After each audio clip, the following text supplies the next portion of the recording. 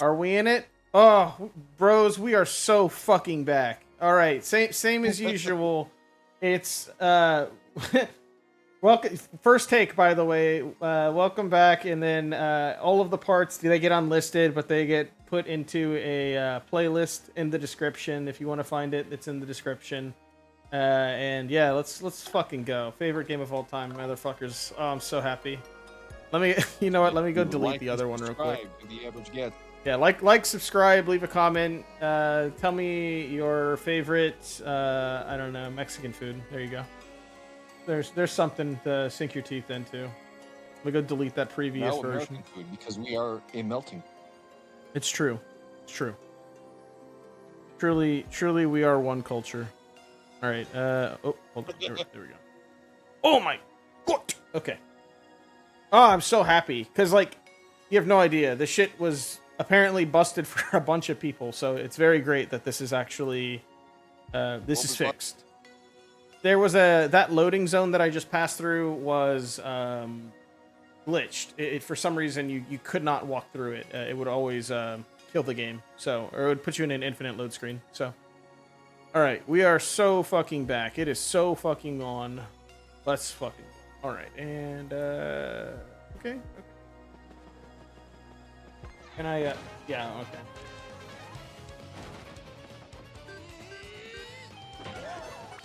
Yeah, very stylish. Did you restart your? I did, yes. Okay, I knew you were streaming because I got a notification on YouTube, and I guess I gotta tune into this. Or no, I through YouTube because I'm linking to folks that I know. I'm linking your YouTube video. Oh, okay. Ooh, I appreciate it. Motherfucker, can this thing work, please? I guess I gotta tune into this. Oh, I got a super appeal badge. Hell yeah. Oh.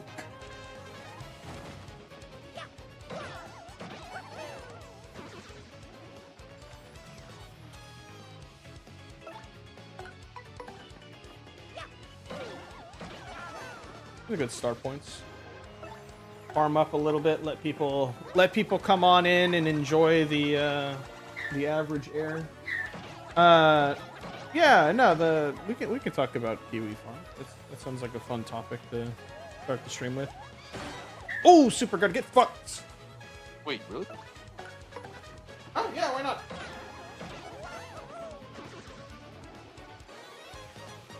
We don't want to talk about 1,000 years of doors. Well, I mean, I don't know. What is there to talk about? I don't know. Like with all of the like playthroughs on this channel, like yeah, you could talk about the game, but like, I don't know. It's kind of fun talking about random topics that aren't just the game. That's well. Let me. What do they? Well, I mean, there's very few topics they talk about which are kind of milk toast. I don't know. Well, I guess I mean the one I would probably say we could probably talk about is like it's kind of weird how there is so many YouTubers who are on the platform who like they use the content from it. Like it's not like a trade secret. It's not like, oh my god, where do they get this information from? Like people know that they use it. But it's so interesting that people are just so afraid to like address the boogeyman. I guess it would be the easiest way to kind of describe that. Yeah, the last I checked, they wow, there's a lot of community future submissions on the site right now. I mean, admittedly I don't use it. Like unironically, you know, as I'm saying, like, you know, I don't know why people distance themselves from it so much. I don't use the channel. I like following Josh and his Mad at the Internet, like his podcast thing, because it's like actually really well put together. And I hate like when podcasts are just somebody being a jackass for. Oh, I was not ready for that. People who are just like trying to be entertaining and like they're just kind of rambling nonstop, kind of like what I'm doing right now. I like it when people have like a show planned. They have something like here's the news segment. Here's Probably the the script to follow, something like that. yeah.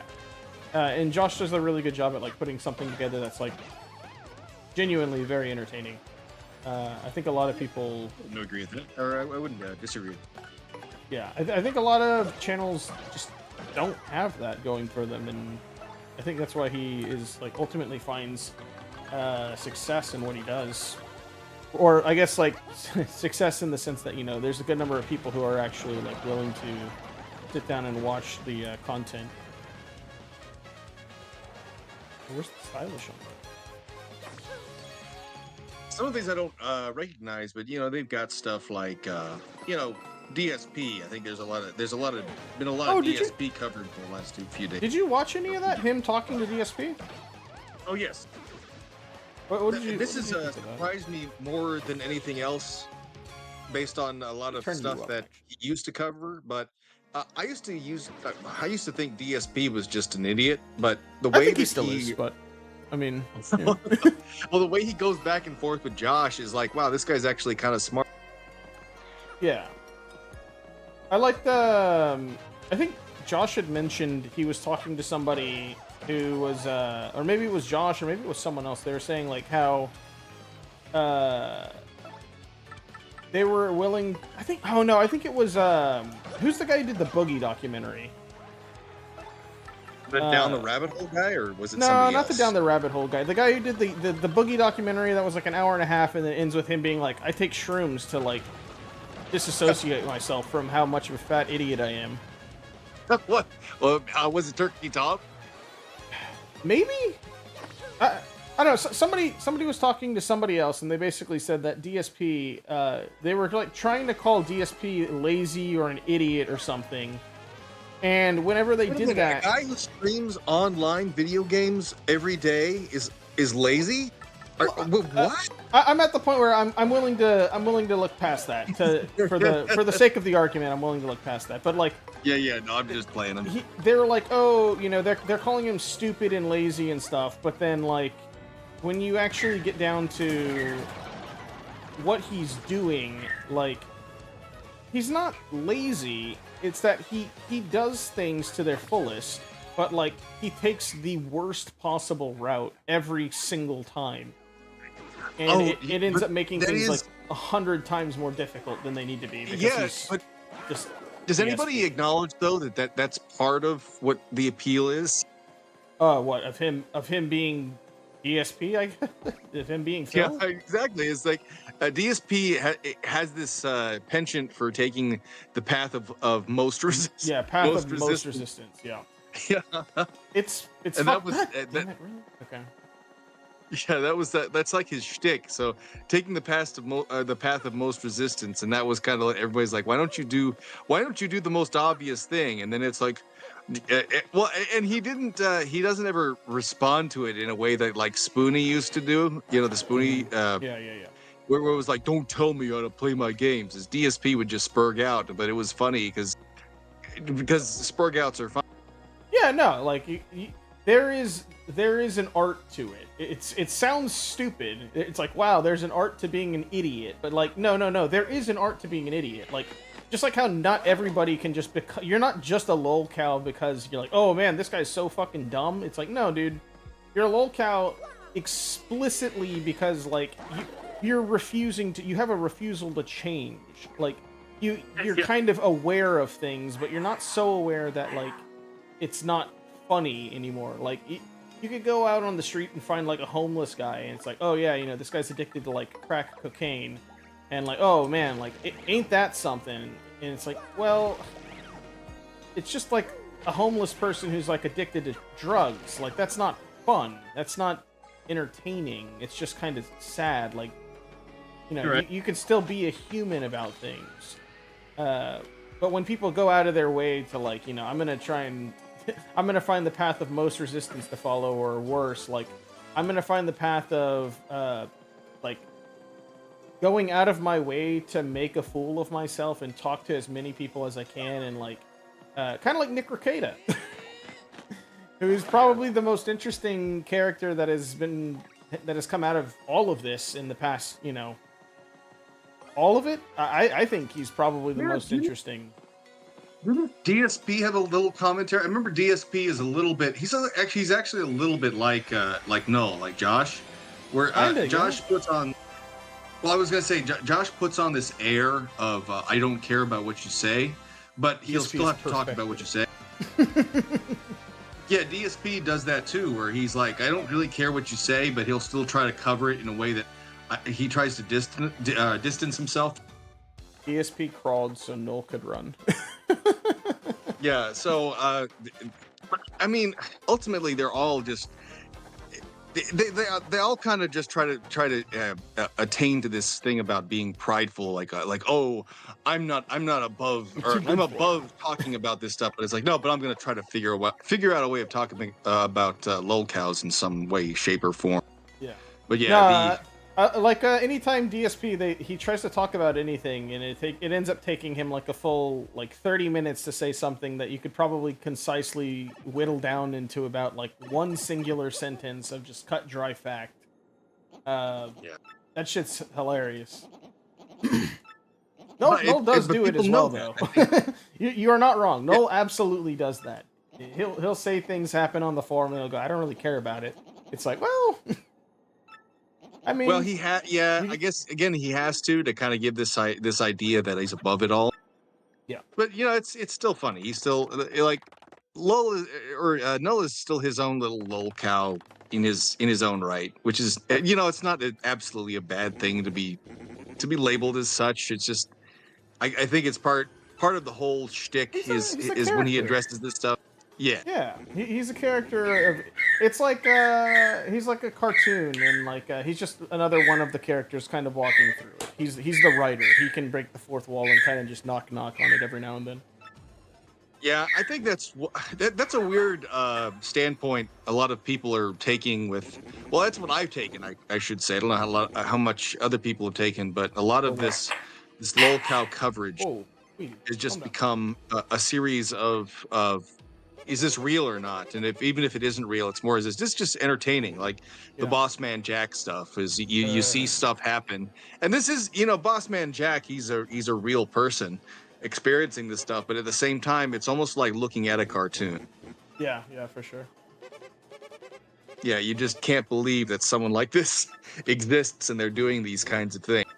Man, oh my god, the fucking that graph that he showed, that $160,000 he had $160,000, burns it all in a single afternoon. I'm just like, dude, what the fuck, man? Like, I'll admit this is I've gambled every now and then. I don't do it obsessive. I can't do it. But like maybe every few months I'll just be like, yeah, I'll go at it, and I'll either lose dramatically. And there was one time I made, I think the most I've ever made is like $200. But there you go. At the same time, it's like if I had made like what was how much did he? $160,000. If you made $160,000. Oh, dude, if I had $160,000, like I'd be like, all right, cut it off right there. Like that's good. Okay, I don't know. It's such a weird, gambling is such a weird thing, because like for me, I play card games, obviously, and like I don't really care too much for opening up booster packs and stuff, but I do open them up from time to time, and I do make, I have made money from cracking packs and selling what I got. But like when I went to Vegas, it was so funny. I still remember it, because it was for my like semi-bachelor party-ish, like half just meeting up with Squill and Slap. And I sit down at the table with Squill. The guy immediately comes over to me and goes, yeah, or the guy, what am I saying? He's not going anywhere. He's the fucking dealer. The dealer is like, oh yeah, where are you guys from? Sees our licenses. He's like, oh, you're from Texas, you're from Missouri. We're like, yeah. He goes, what do you do? And I go, I work in a lab. He goes, oh, you work in a lab, huh? COVID is fake, right? I'm like, oh, fuck off. Like, dog, I do not have the fucking mentality for this right now. I'm in the process of losing $100. Like, come on, man. What the fuck is this shit? So, he starts trying to, like, backseat me, too, while we're playing blackjack. And he's like, what do you think I have face down? What do you think? I'm like, you're supposed to, you have to think that you have a face card face down, or you have to have a 10 face down. That's the only way to play this. And you're currently showing a 6. You're gonna have to go until 17. He's like, exactly. So you shouldn't hit here. I'm like, yes, I have 14 though. I hit, and of course, I bust, and I'm like, okay, that sucks. And then he hit, and he gets 21, and I'm just like, okay, yeah, that sucks. That's unfortunate. I don't remember if my friend was like next to me or if he was on the other side of me, what side he was, but effectively, I was in a damned if I do, damned if I don't situation. And if the numbers don't add up, whatever, adjust the numbers to however it makes it add up, because effectively I was in a position where there was no way I was going to win. Maybe I didn't hit. I don't fucking remember. All I remember was I was out $100 after like 30 minutes. I was like, okay, fine. That was whatever. I go back to the hotel, and then my friend goes, oh yeah, but you can't say you really gambled in Vegas without hitting the slots, right? I'm like, oh, you gotta be fucking... I'm like, okay, fine. You know what? Just for you, just because, it's my... I turned 30, just for you. We'll do it. I sit down, $50 in pocket, $50 in hand, my friend, $50 in hand. We sit down, I go, you pick the slot, because you're Mr. Slot Machine. You know the slot machines that are gonna hit. And, Mr. Miyagi of the slot machine. Yeah, so we sit down, he picks one, we sit down. I burned through $50. I think I won like $5 at one point, but I was like, whatever, roll it down. Who cares? And then he hits like an $80 or $90 win. I'm like, oh, I'm happy for you, man. That's actually sick. Good job. Cash out. Oh, well, I could probably win a little bit more. No, what the fuck is the matter? What the fuck is the matter with you? And then he loses $20. He goes down to like 70, but he's still up $20 overall. And I'm just like, God damn it! Hey, just cash out. Just cash out. Just cash out, brother. And later on during that same trip, I watched my friend Squill. He popped off, and he was he won 5 or 6 hands back to back to back to back to back. He was up $800. I'm like, dog, what the fuck? Go fuck off! Just stop playing. Yeah, and at a then, certain point, it's just like that. But I don't know. That does. It's people just need discipline. It's yes. I mean, I don't even know if it's discipline for me. I think I'm just a bitch. I don't have the nerve for it. I'm I can't do it, man. When I see that I'm losing money, it just frustrates me. I'm just like, nah, this is such a waste. What am I fucking doing? Why am I wasting my money on this? Right, if you spend if I spend anything, it'd probably be a small amount, $20, $25, right? I mean, I went in saying I'm willing to lose $100. I went to 150, and I was like, that's fine. And granted, I was in the process of moving. Maybe if I wasn't moving and I didn't need the money that much, I could see myself blowing $500 in a day. Probably not where we were playing, because it was $15 hands, but still, I could see myself blowing, half a grand probably. That's your trip fund. Have fun, have some fun money. Yeah. But, dog, being down bad $160,000, I think I probably would just commit, reverse alive or something. I don't. And hero. Yeah, I think I'd have to become a hero of some sorts. That would be pretty devastating to my mental. Especially if I was up 160. Granted, there's no way he's up anything. He's so absolutely in the negative, even with these companies pumping him $5 grand a day or whatever. They could give Boss Man Jack $500,000 right here. They can give him $1 million. Fuck it, make this dude a millionaire right now, and he'll lose it by the end of the week. And does most of his money come from his stream donation? No, I mean, I'm sure a chunk of it does, but I'm pretty sure most of it comes from the companies that he's affiliated with, where it's just oh yeah, here's $5,000, make it last for a week, and then he makes it last for 20 minutes, flipping coins. Companies he's affiliated with? What company? I mean, I don't know if he's affiliated anymore, but he was affiliated with wasn't he affiliated with Stake or something like that? Yeah, I don't know. It is weird. Some of these streamers are just some of these little loopholes that happen where it's like, I'm a popular online streamer, and how like, okay, why are you popular? Oh, because I gamble. It's like, well, what do you make your money doing? Oh, well, I make my I make my money streaming. It's like, okay, so you stream. So what do you stream? I stream myself gambling. It's like, so is this like a self-fulfilling prophecy where you're just constantly streaming yourself losing at gambling, and people just make fun of you, but they also donate. I mean, yeah, basically, Yeah, probably. I mean, like yeah, that has to be it's the kind of thing. no, it's one of those funny little loopholes where you're like, okay, I guess I get if it works, I guess Well, I mean, we gotta watch it's just destroy a door. anything you can do to obfuscate the fact of the matter that he's fucking losing money. They just go, oh no, no, you know, look, he's got $5,000 in his pocket now. He must have won that off stream or something. It's like, no, dude, they have a contract. Right. Oh baby. Yeah, what a world we live in. Yeah, we truly do live in a society. By the way, just because you're playing 1,000 Year Door, was there so when did 1,000 Year Door come out? Oh man, Thousand Year Door. Oh, Rockhawk. Fucking love Rockhawk.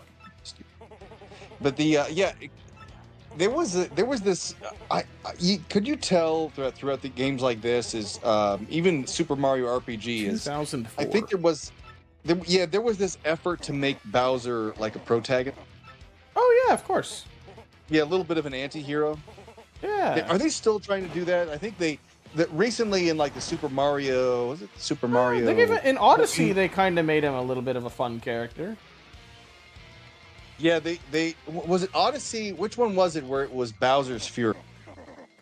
Oh yeah, I think that's Odyssey, or was that not Odyssey? That might be the Super Mario 3D World or something.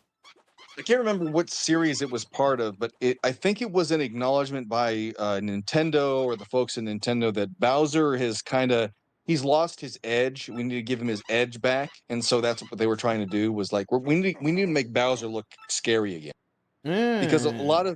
lot of what happened during like the 2010s, or no, the early 20,000 or the early 2000s throughout the 2010s is he had kind of lost his edge. He was more anti-hero and stuff like this, where they're using villains who are not Bowser, because Bowser is like a question mark. Is like, is he a good guy or is he a bad guy, or is he misunderstood? And it was more, and just this instance here would make me think that yeah, they want to make Bowser kind of this guy where yeah, you play him every now and then. He's not a lawful good person like Mario, but he's still got this edge to him. Yeah. I'm on the moon. Yes, the moon. I've learned something more horrifying. They need the moon. And this little dude is like a Boshi. Yeah, They never knew. Boshi. Did they ever use? They never really reused Boshi. And Nintendo does that too. They don't really reuse characters from older instances of whatever they do. Like they never reused who's the doll name? Why can't I think of the dolls? Gino. Yeah, Gino's like completely fun. No, they have like a bunch of characters like that. I mean, even especially in like the Paper Mario games and the Super Mario RPG games, it was kind of a big point of contention early on for, I believe, the game that was not after this. Probably Sticker Star, Origami King, and Color Splash. They just removed all of the unique toads and stuff. Like, it's just such a strange thing. Like how this toad is like a yellow toad, right? And it's a cooked toad. That would just be like a red toad in the Origami games, and it's kind of strange. I'm still not too certain why they decided to like. Oh hell yeah, brother! Hell yeah, Mega Rush. What is even this dude? Is he like a toad? But he's like, what is he like? An Arab? He's like an. He looks like an Arab toad. Arab. Yeah. Bump thing. I like the mice. The mice are pretty cool, and like all the different like partners you get here. You have like the fat boob ghost, and you got like big Koopa. You got like sassy Goomba.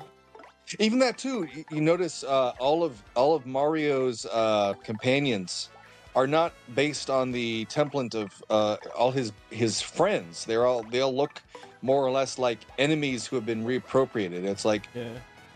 Oh, I love that these shit. are your enemies. I think that shit's fucking Yeah, fantastic. yeah, and that was I think it started with Super Mario RPG again. Is like Yes. Bowser is no longer Lumpy. the main bad. It's like, well, now it's Exor. It's this giant sword that pierced Bowser's castle. I Now did it's it! I'm filthy fucking rich!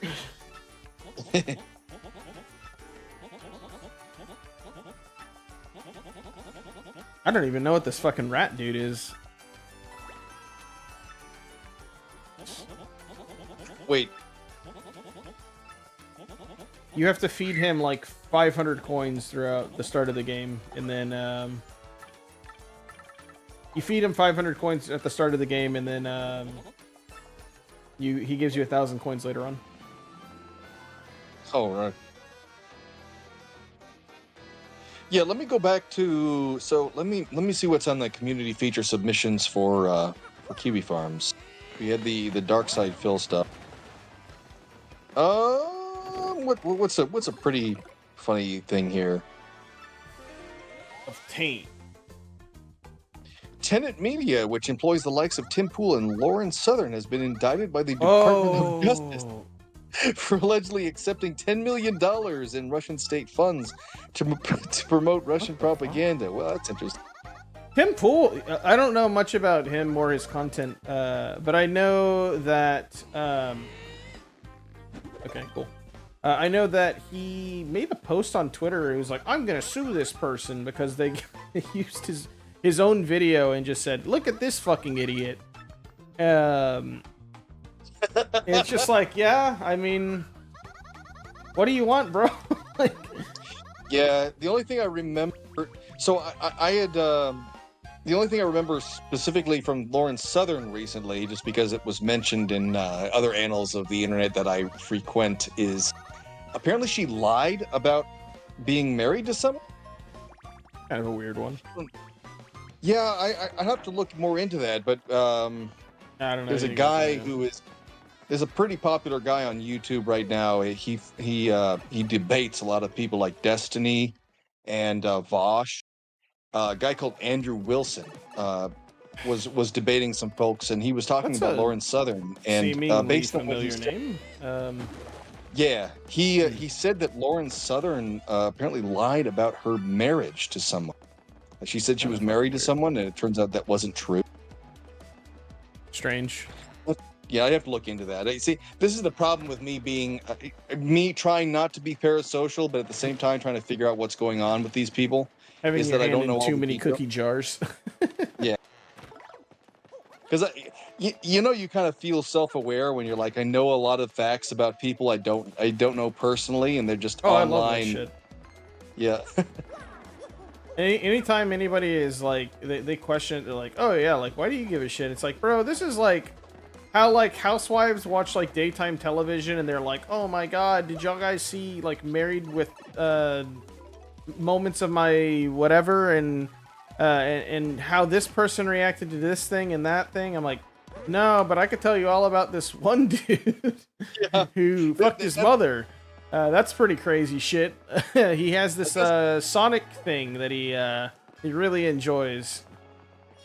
Yeah, that's what I try to do is be this person who is like you look at at any instance of what's going on, and you try to be the dude who looks at things objectively, as in you look at the facts of the case, and you try not to be like parasocial about whoever it is. You just be like, okay, here's the facts. Here's what this person actually stands for, and here is what my opinion is based on that. And meaning I don't try to conflate what I have my opinions with the fact that it's a celebrity and he has said things that I like because he's a celebrity. I don't need to make the story. The story makes itself. That's half of the. That's all the fun. It's on the moon.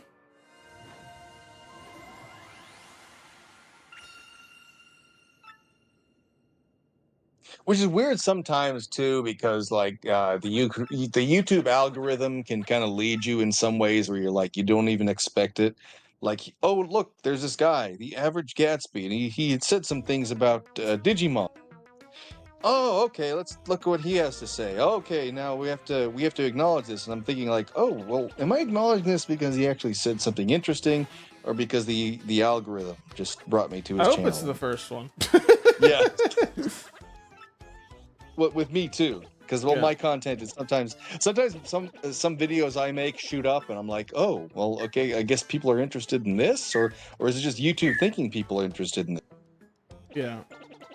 It was kind of weird. So one of the videos I made semi recently that did surprisingly well ended up being one with talking about Star Wars, the Star Wars card game, and Yeah, Star Wars is a huge. the card game specifically though, I was like, okay, yeah, like let's see how this ends up doing, like how this ends up playing to people, and no, it ended up playing really well. But I told my friend, hey, you know, can you show some of your friends this and like let me know what they think? He goes, yeah, some of them have already seen it, and I'm like, oh, that's pretty insane, actually. That's crazy. Why have they already seen it? Did somebody like show them it already? And the answer is no. It's just that's how it ended up being. The algorithm just said, oh yeah, you guys play Star Wars, so you'd probably like to see this Star Wars content. All right, I'm gonna do something really fucking stupid. The thing I told myself that I would do at the beginning of this. Time to lower my health to 5. Oh, you're gonna do something to trigger the game to do something specific? So I am going to adjust my stats. I'm going to increase my badge points to 40, and I will decrease the health. Now I will have 5 health for the remainder of the game. What does this achieve? This will put me in danger mode at all times. So basically, I can just be one shot randomly. Yeah, you can be one shot, but again, what's the you trying to get an achievement for this, or what'll this? Oh no, I'm just trying to make the game more difficult. I don't know, make it a little bit more fun. There was a this is something I love about old RPG games, and about I used to play Dota 2 or even OG Dota. Oh, did you play any of that? Sorry, go ahead, continue. I'll ask you that in a minute. Oh, so basically, something a lot of people don't realize about old games is there would usually be mechanics where you'd implement mechanics, and it doesn't seem like the developers really thought too far ahead with some mechanics, and players would take advantage of them in ways that were not intended. And when I played OG Guild Wars, for instance, and a lot of people remember this, is there was a class called 50/50 monk. It was a way of reducing the HP to the monks so they would only be 50/50. Now, there was a mechanic that was taken advantage of because you know how there's some mechanics in games where if you get to a certain threshold of health, the game automatically says, okay, we need to heal you. We need to get you back to full. Things like Yeah. Yeah, so Guild Wars, the original Guild Wars had a 50/50 monk where they took advantage of the wording in some of the abilities where you had a 50/50 monk, basically a monk who had only 50 health points, which was extremely low, but also had an ability that would instantaneously bring you back to full based on your health. So the way they took advantage of this is that they had 2 abilities. They had the 50/50 monk, but they also had this ability where a necromancer could put something on a monk called a spiteful spirit, and this would ensure that if anybody hit the monk, they would take a certain amount of damage. So it had a feedback game. So they what they did was they would go into a dungeon with a 50/50 monk. They would have the monk go and pull everybody, basically aggro everything in this room. And they would put Spiteful Spirit, which was the ability on this monk. and this monk would not die because the monk could not go below the 50 health threshold, That's kind of funny. but would get hit, and so all the enemies hitting them would get damaged Big by this. damage. Yeah, so it was a huge way of getting the creatures hitting him to just die almost. Well, within a certain period of time, but More or less basically it was. instantly. Yeah, and it was just a way, and it was one of those things that Guild Wars. This is great. This is great. This just tells you the difference between old developers and new developers today. Is old developers looked at this and they didn't. Oh, they think change ingenuity instead of they we need to didn't patch that change it. out. Yeah. Yeah, they didn't patch it out because they were like, okay, this is what we intended. This is what players figured out was this is the way that players figured out how to what was it, explore. Yeah, how people are playing the game. Let them play the game. Don't fucking take Yeah. don't take their toy away from them. Let them actually, figure it out. Let them crack it. Yeah, so we did that, and that was this whole thing. So it was just something I was reminded of. Is you're doing the 5 health thing with Luigi here? Is I was thinking, oh, you're exploiting the game somehow. Probably not. Probably more for the challenge. Yeah, mostly the challenge, but also there is like strategy in it as well. I mean, the reason why you do this is so that like every single thing you do is going to be it's going to get like extra damage because I have badges that basically make it to where if I'm at 5 health, I get like 2 extra damage points. There we go. Yeah, that's exactly what you'd be doing. Is you're using the mechanics of the game, and you realize you bring yourself to a certain threshold, you can actually take advantage of a lot of things that the game actually implements. Yeah. So you're being And true this to is what the game intends. But yeah, like this is 100% intentional. I mean, they included something to lower explicitly to lower your health, increase one value to decrease another value, instead of just increasing a value. It's good fun. It's good fun.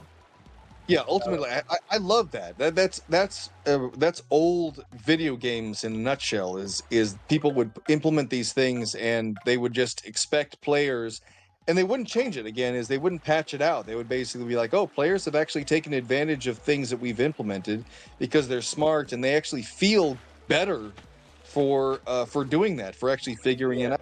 Yeah. They're what the word I'm looking for. I can't remember the fucking word, but for the creativity. Yeah, it rewards you for playing the game. Yeah, it rewards you for creativity, thinking out of the box, which I really do enjoy. Which Paper Mario is this? Is this the new one? This is Thousand Year Door, yeah. But this is the remake.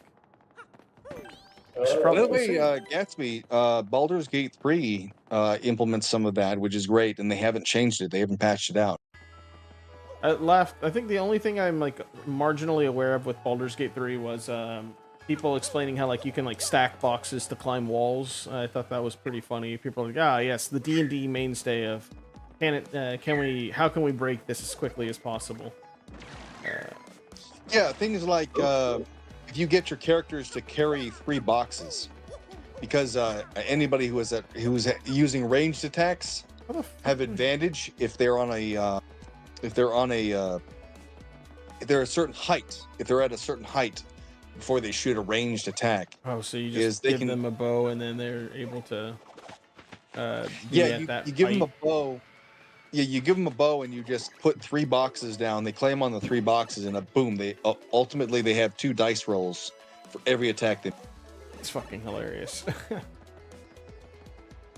But yeah, but the great thing is about Baldur's Gate 3 is they don't change that because they're like, okay, that's how the game. Why do I always get lost? All right, that's fine. It's fine. Where are you going? I'm trying to find something, okay? We're also talking. This is the Doom. Difficult. This is the thing that if you're a huge streamer and you don't have a large chat, you don't really realize this, but you have to attend to your chat and talk you have with to think about what you're doing. Period. Yeah, you have to think about things. You have to think on multiple levels. So you have to address. True. Yeah. You have to address chat. You have to address if you have multiple people streaming. You have to address them, and you're not really thinking about what you're doing on stream. Honestly, I don't really get like the whole like whenever people are like, when a lot of people rather are all like watching one streamer, and it's just Spicy. the chat is just moving at like Mach 10. And it's like, I don't know, something about that.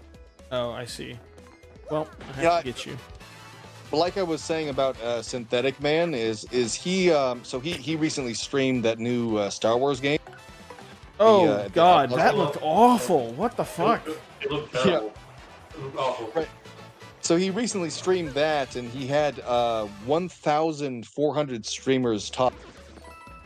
And he actually, you could actually tell based on his reaction, he doesn't like it when he has a lot of streamers. No, not a stream. He doesn't like when he has a lot of viewers. Yeah. Sounds like Because- let me say something. Like, you're talking about streamers, like there's no way that's watching. Them. He's got 1,000 streamers in the background, all talking at the same time. Wild. Yeah, and he has to attend to them all, so he kind of gets a little. You can tell he gets a little antsy, and that's appropriate given just how many people he's catering.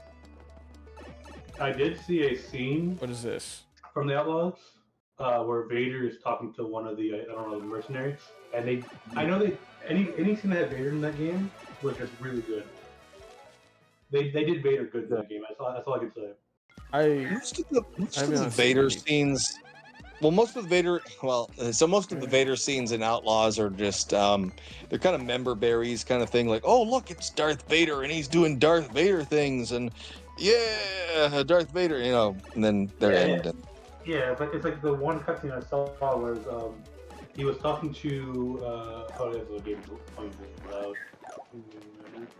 He was talking to one of the mercenaries. He was telling me he told him to fail. The mercenary talked back to Vader, which you don't see a lot. You don't see the mercenaries or those lower people doing that because they're afraid of fucking Vader. This man stood Vader, said, "I won't fail," and it was funny because I think Vader was there's a glass wall behind him or something, and he broke it, he shattered it, and like had to charge glass. That was like the coolest thing. That was the coolest thing I've ever seen from Darth Vader so far. Yeah, the thing that didn't make sense to me, and I guess people don't really watch the old Star Wars to notice this, but you remember there was a scene in The Empire Strikes Back where Vader is. I have a game going on. I can't turn the volume down. Real quick. Okay. The volume. I don't know how well my audio is coming in. I'm on my laptop. It's not you. It's my Oh, oops! I went down to the wrong. I have an old school game playing on, and it's loading everything in right now. Speaking in real quick. Testing. 1 2 1 2. Perfect. I can hear you now. Go on with your thing, Mr. Well, what do I call you? So, I'm the EGAD. I call you EGAD. I'm gonna keep calling you Rusty. wait, this is Cheese Knife? This is Cheese Knife, yeah. Oh, what's up, Rusty? I didn't know you changed it. Yeah. Yeah, no, well, this was actually my name back in the old 2000s when I was talking about. I had made a lot of content during the early 2000s about Digimon, and this is my original name, and I just changed it back to what it was 15 years. Deepest lore. Okay. Rusty Cheese Knife lore. Yeah, we're gonna talk about the Empire Strike. What season? Well, so The Empire Strikes Back, if you remember, there was a scene where, remember Darth Vader was talking to a guy through a hologram? I think so. I haven't watched the movies in a little bit. Yeah, remember what he does? He force chokes this guy through a hologram. Does he? Oh, what the? Yeah. Oh my. I forget how strong he is.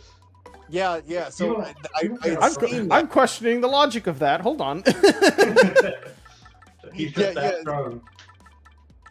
Basically, what the scene amounts to is that the Rebel Alliance have kind of taken refuge on Hoth, and the Empire. Yeah, the Empire found them, and there was this general who kind of jumps the gun. He reveals their location to basically reveals the Empire's here very too early. And so Darth Vader is unhappy about that because it's like, no, we should be utilizing a little more guile. We should kind of be not be so upfront about what we're doing, so that the rebels can't retaliate. So anyway, that all happens, and one of these generals comes back at him, basically says, "Oh, Lord Vader, so this is what's going on," and before he even gets a chance to talk, Vader kind of reaches out with a force and chokes him, and basically says, "You failed what you're doing. I'm going to give your position to somebody else." So he chokes the guy, but he does it through a hologram, and so through the hologram, the guy just dies right there, and then so you have that in The Empire Strikes Back, and so I remember that, and so I have there's these scenes in this new Star Wars, the Outlaws, where Vader is talking to people through holograms, and all the while I'm watching this, I'm thinking, why doesn't Vader just hologram choke this motherfucker? Yeah, exactly. Have you watched the Rebels, Rusty? Did you watch that? I haven't. I've seen clips, but I am familiar with it. It is actually good. They really did justice to the Inquisitors. They made them brutal. One of the scenes was it was. One of these days, I'll sit down and watch all the cartoons because I've heard nothing but positive. Rebels is good. The Bad Batch is fine. People have a problem with Bad Batch because it revolves around a female clone. That's the only reason why people have an issue with it. Really? Yeah. If you don't care about spoilers, I kind of do because I was gonna say I kind of do care about spoilers because I do intend on watching it eventually. Okay. But anyways, people have problems because there's a female character, important female character. That's all you have to Yeah, I was like, woohoo, so what? So whatever. They did her good. Bad Batch, I'd recommend you watching Bad Batch. The episodes are a little long; they're like 40 minutes long. So you have a lot. I mean, that's fine.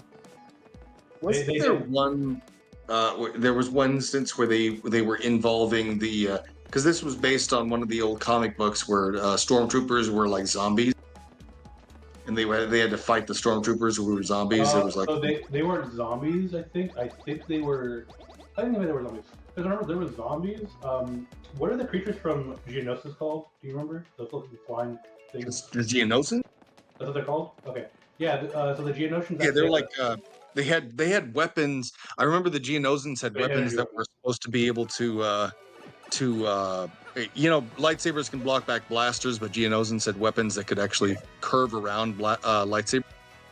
Or my best thing to do when you pick a Jedi, just bring a buckshot. That's what Mandalorian do. They bring buckshot. Imagine trying to block buckshot. You get hit with just molten lead.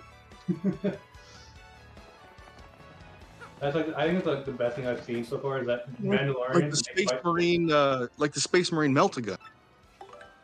No. So imagine trying to block a bullet. So many stars now. Holy fuck! At the end, or when you block the bullet coming through just turns into molten slag that hits you in the face. That's not fun.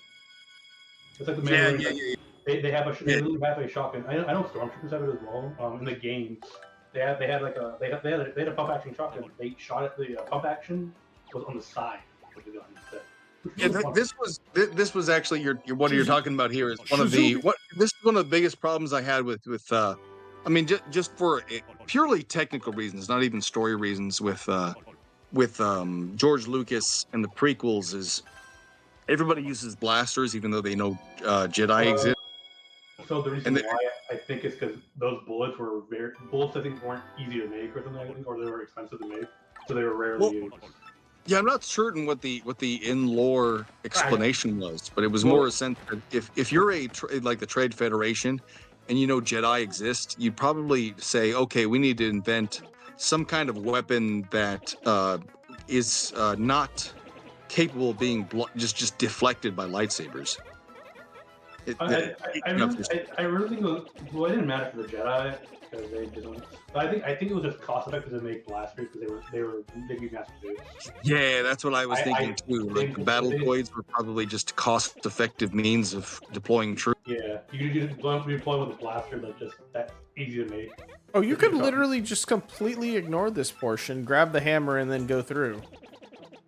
Oh, that's hilarious. This is completely optional. What the fuck? How have I never known that? Go back to Geonosians. Geonosians actually have a little funny technique. They actually have parasites that can mind control people. In the Clone Wars, there's an entire, like around the end, I don't know the end, but like during one of the series finales, they're attacking Geonosa, and they get stuck in the cave. There are zombie Geonosians that infect some of the troopers with parasites that basically control their minds. It's the really coolest thing I think. Fuck. Yeah, they did also control the Jedi. Apparently, it was strong enough to control the Jedi. That's terrifying. Because all it required was a worm to go into your nose, and you were gone.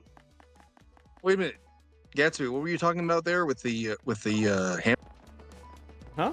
Oh no, you could just I didn't even realize it, but I don't even think I needed to like go back and talk to the Goomba guy, because I literally I can just come over here and just immediately walk through this door and be like and just be good. Just hilarious. I thought I had to actually do all the like oh shit, fuck. I thought I had to do all that like extra bullshit, but now I can just literally skip it because I already know where the hammer is. I already know how to get the hammer. I already have the hammer.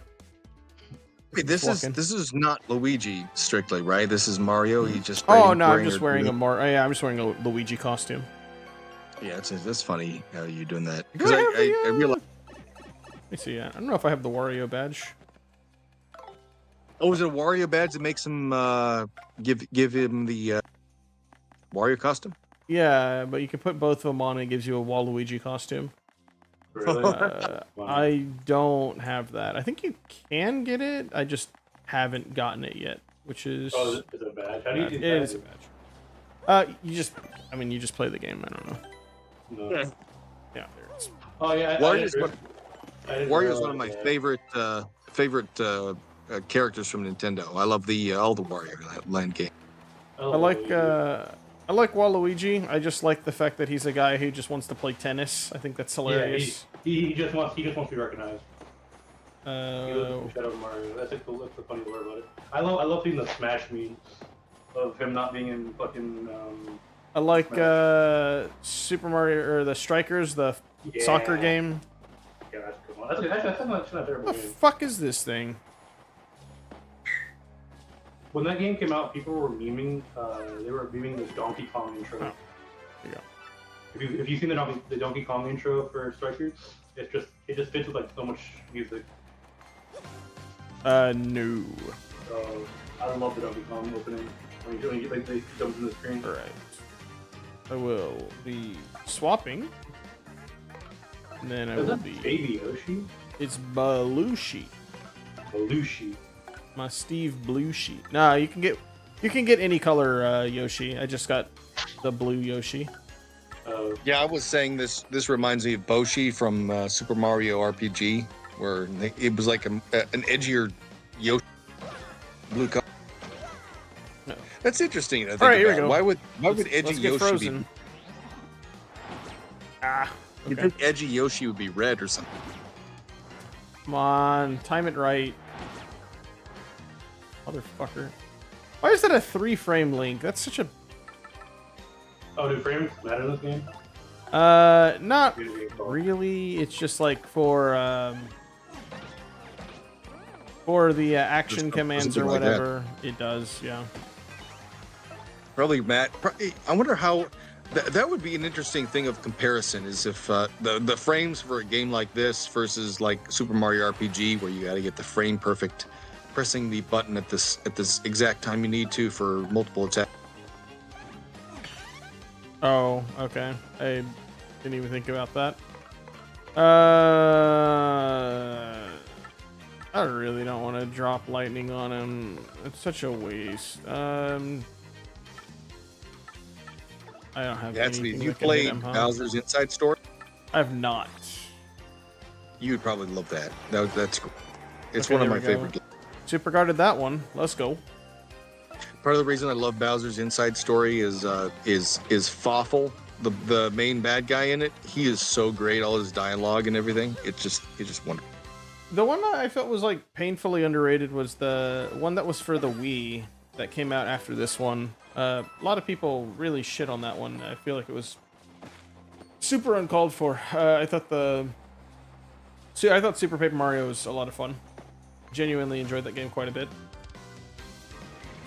You know, the funny thing about all of these games is they're a lot more, I want to say, deep than they really realistically need to be. Is like they have this ongoing theme of again this overarching darkness and the underdog is weak, but he still overcomes it. All this stuff is just so so inundated in all this series, and it's so great, and it's like people. I don't think people realize that, but beyond just the RPG mechanics, it's just. I'm busted as fuck. Holy shit. And that is another level up. Let's go.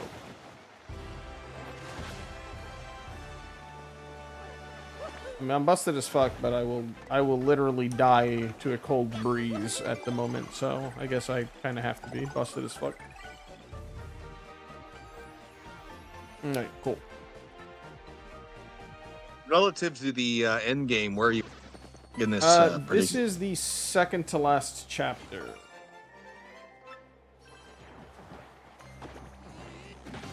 Cool.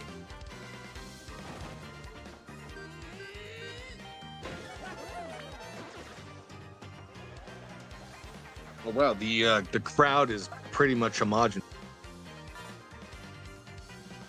Yeah, they're all the enemies.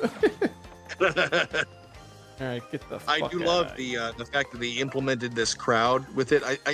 I think they ought to do this more. I mean, this has gone back as far as Super Mario Brothers World 3. Remember when even when you just load up the game, well, I should say load up the game, when you put the cartridge in and you turn it on before the selection comes up, it was the curtain call. Curtain draws back and you see Mario running around with Koopas and everything. It was just this acknowledgement that this is just a show you're watching. I love how this is implemented here, where the audience actually has participation. All right. Was not expecting them to do 2 damage, but that's pretty tough. All right, cool. Nice. 1 health back.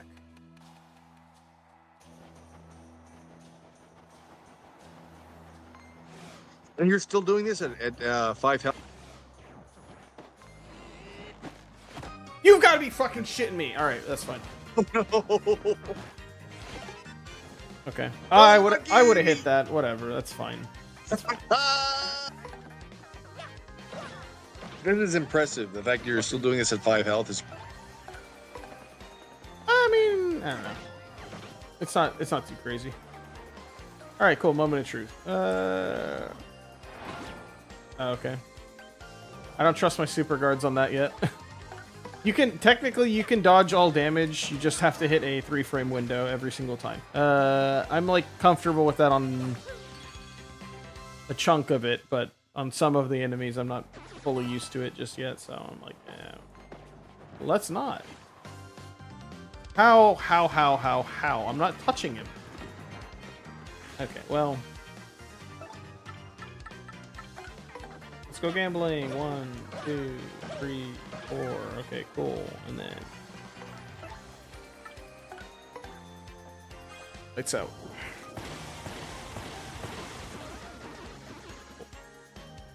A lot of star points. Pretty happy about that. Very nice. I've been slacking on my star points for sure. Nice. I guess, I mean, what in your estimation is the best of the not even the Paper Mario, but the RPG genre for Super Mario? Was the best? I mean, honestly, the Super Mario RPG remake was pretty good. I understand that people really like the original, and like the remake really did like change some of the game mechanics, just like making it to where like you can't infinitely jump on things. I think Thousand Year Door is probably my pick, though. I really do love this game so much. It's either Thousand Year Door or just the regular one, and it's kind of hard to like pick and choose just because they're both very good games. Like the original Paper Mario had quite a bit of good stuff going for it, and then this one kind of just put more on top of it. But the only problem I have with this game is like some of the stuff in the some of the maps are just a little less inventive than the previous game. The previous game had a little bit better like overworld maps. This one, there's a lot of like backtracking that you have to go through. So I don't know. It's like it's a little give and take. It is a little give and take. But I do think at the end of the day, I think this is still probably my favorite one, just because I just fucking love Thousand Year Door. I love, like, I think I like the original more just because it was on the GameCube, and I did not have a GameCube when, like, growing up. It's something that I ended up getting, like, you know, further down the line. Oh yeah. And No, when I got my GameCube, I played Smash Brothers with a lot of friends. It was. Yeah, I would have to drive, like, for this game specifically, I would drive to my friend's place and I would play Thousand Year Door at his place. Like, that was 100% of the time playing Paper Mario. That was my, like, only outlet of playing it. I have to talk to this guy. There we go. When have they introduced Luigi in here? Oh, I'm Luigi, baby. I have a badge on. Yeah. What are you up to, Mr. 7? As per usual, just grinding on TFD and brain rot. Oh, baby. Alright, I gotta go find Gold Bob.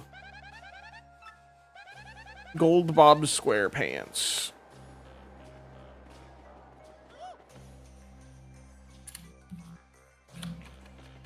Oh, well, there you go. Synthetic Man just released his video on the Star Wars Outlaw. Yeah, the only thing I heard about it, or only thing I saw about it at all, was just like that the gameplay looked fucking really bad. Oh god. Yeah, I watched his playthrough of it. He streamed it. Yeah, I'm not sure. It's one in a long line of games where you're wondering how did this just.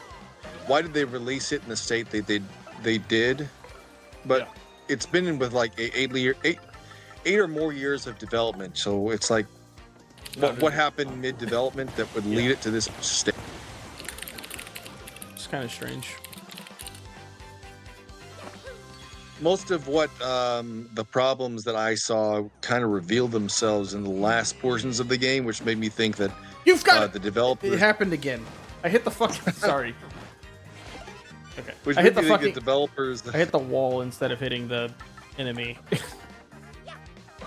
Yeah, there's probably some things that are in late stage development that just go overlooked, and then they're like, okay, well, we need to release our product here, so we just do that, and they don't fix anything later. And yeah, and the cheat that happens with that is you get these YouTubers and other people who review games who they really only look at the first few hours of the game before they just move on, and they make their review. They're like, oh yeah, this game 10 out of 10. Oh, it's so great, and but they even don't that play though, the whole like, thing. for whenever what I saw on Twitter, like Twitter, they showed like gameplay of it, and people were in the comments like, or people were in the replies like, dog, this looks like bad. Like what? Oh yeah.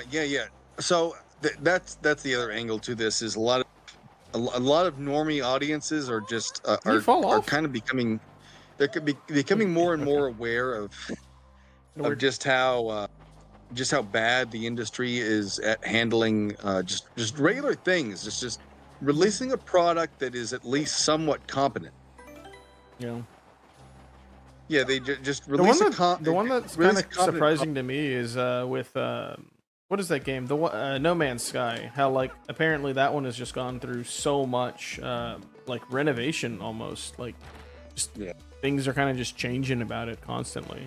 Well, they're constantly updating it, fair, but like at the beginning when it was dropped, it was just like, you guys fucking lied about everything. Yeah. And to be fair to that whole scene is that Baldur's Gate 3 is on release. It really showed how unfinished it was. Oh, did they have to do a bunch of patches for that as well?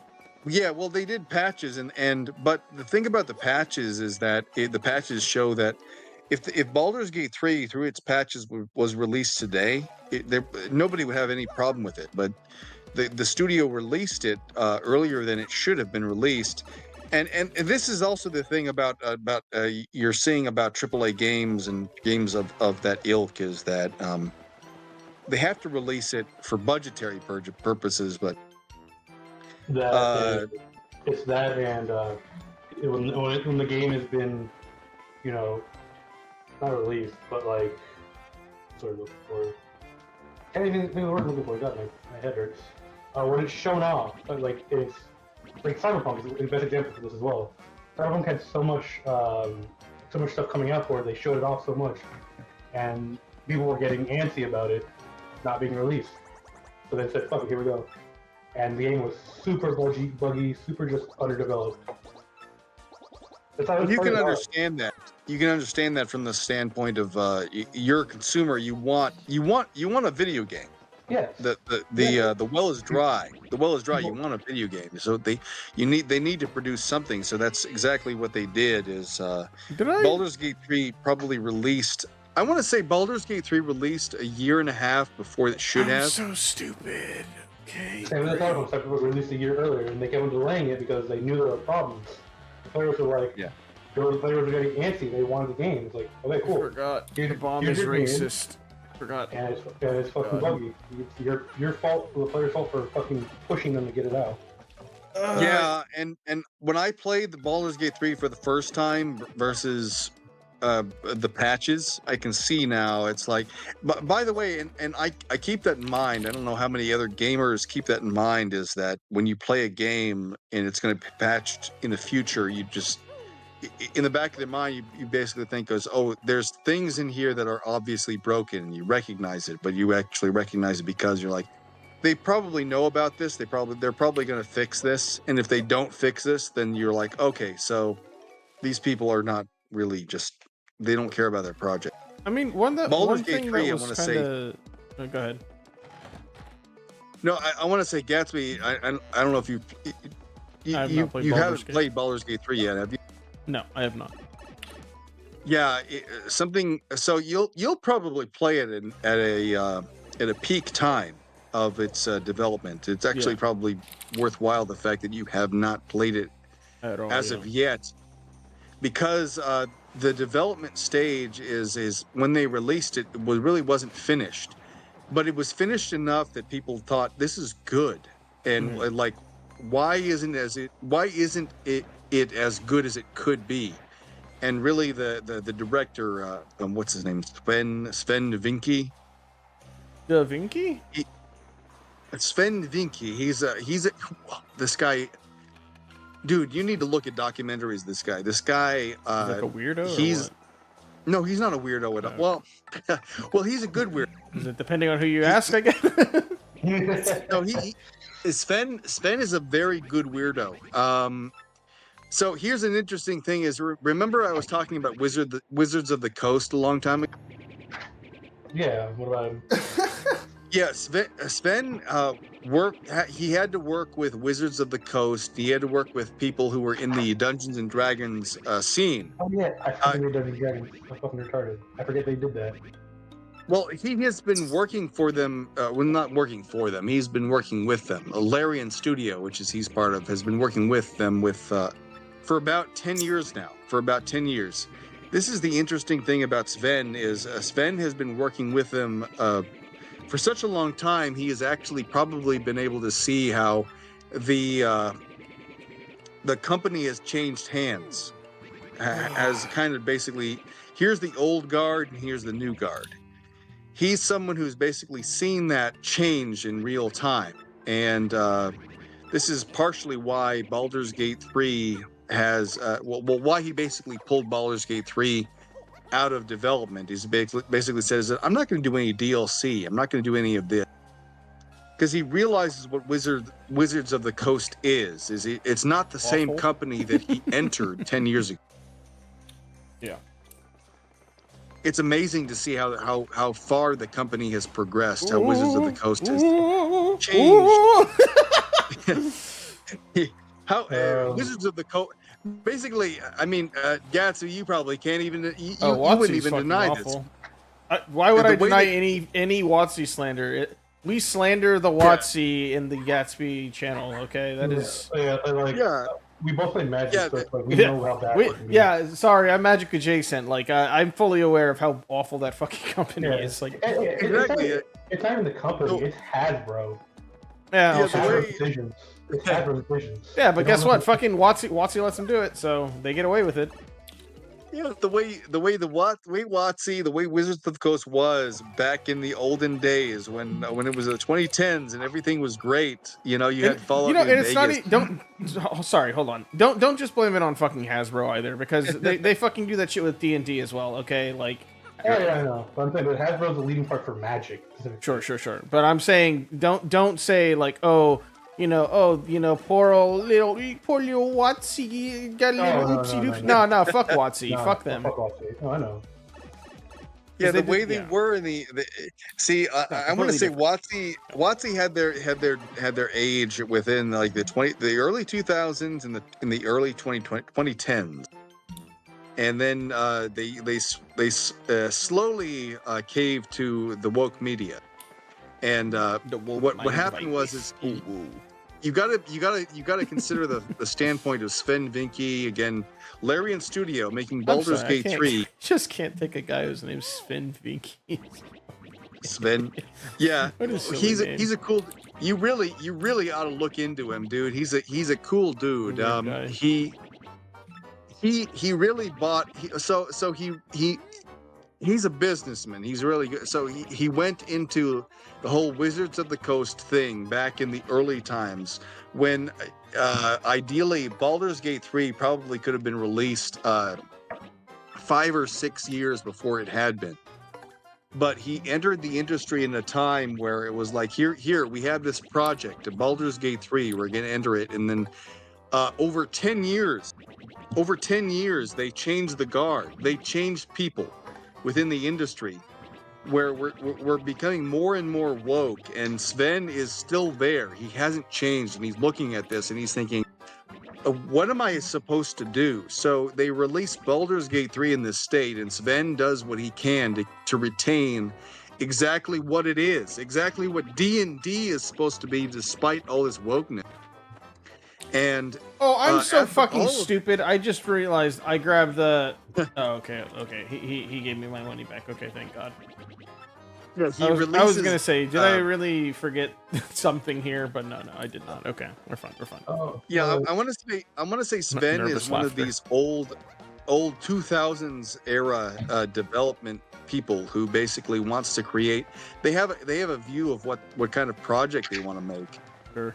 And what's getting in the way of that is you got people from you got DEI millennials kind of entering the industry saying you got to do this and this and that. You got to create a bear who has sex with our vampire male here and put it as an advertisement saying, hey, look, if you play Baldur's Gate 3, you can be a vampire guy and you can have sex with a bear. That could be a pretty big selling point for some people. I'm just gonna say it. I'll be the first to say it. Having sex with a bear as a vampire. There's some people who would pay good money. I don't know if you've heard about these people. They're called the furry community. They got some deep fucking pockets. All right.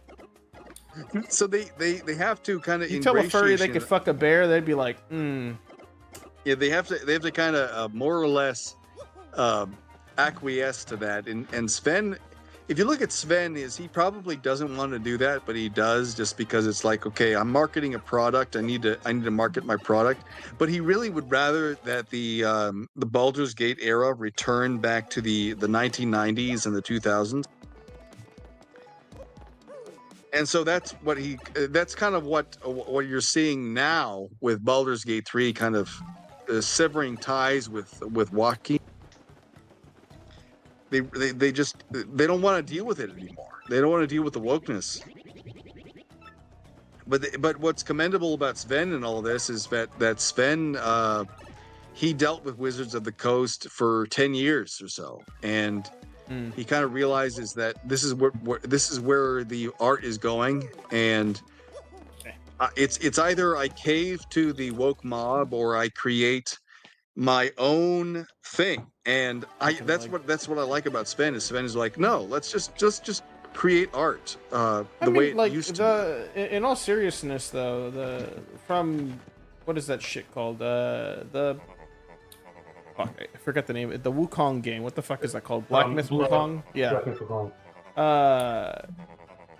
Seeing the hit pieces on that was just like, dog, what the fuck is this shit? Like, people like, oh my god. the main thing I saw with that was that was people were just complaining fucking silly. about the rules that the Hmm? that the company put out. What rules? What was it? It was really fun. I gotta find it. For streaming, The only thing I'm aware of is basically that they were asked, hey, can we give you some money so we can, like, once over your game to make sure that it fits our values? And they said, no, fuck off. And then all of a sudden you've got a bunch of people reporting about how awful the company is. And it's like, is this really... Was this necessary? Oh, here it is. One of the things that was said was that when they gave the keys to streamers, they must not include nudity, feminist propaganda, fetishization, and other negative discourse. And people were having issues about the company not allowing feminist propaganda. Damn, I can't talk about women. Yeah, it's almost my like brand. You have this company from a completely different country. They have their own set of rules. It's like, just play the fucking game and don't worry. Or you should be. What, like? Exactly. Why do they? Why is that even a talk? Whatever, it's fine. Yeah, sure. Well, it's their value, I guess. Whatever, fuck it. Let them hook, I guess. I don't know. Well, Gatsby, the Black Myth Wukong is almost entirely great. It's about like 100% Chinese mythology. Yeah, sure. Yeah. It has like 100% Chinese play rate. Like if you're a Chinese person, you're guaranteed to have heard of and played this game to its entirety, right? Well, here's the other thing: is the Chinese mythology. If you look at all the gods, is very few of them are female. That's what's a lot of modern devs are have a problem with, is that we have this foreign ideology, this foreign mythology, Chinese. Oh, shit. I need to go back in there. Oops. Oh no, my game doesn't have.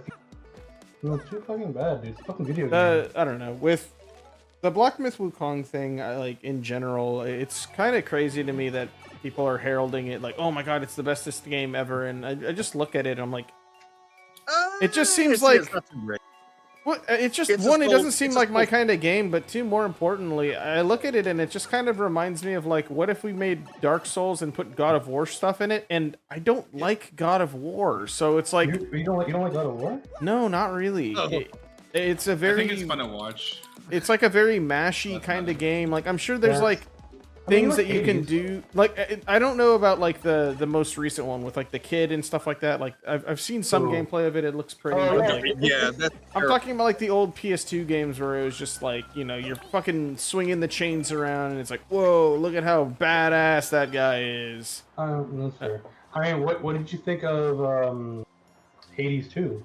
I mean, I fucking loved Hades 2. Okay. I loved Hades 1. I love Hades 1 as well. But, like, yeah, it's a completely different kind of game.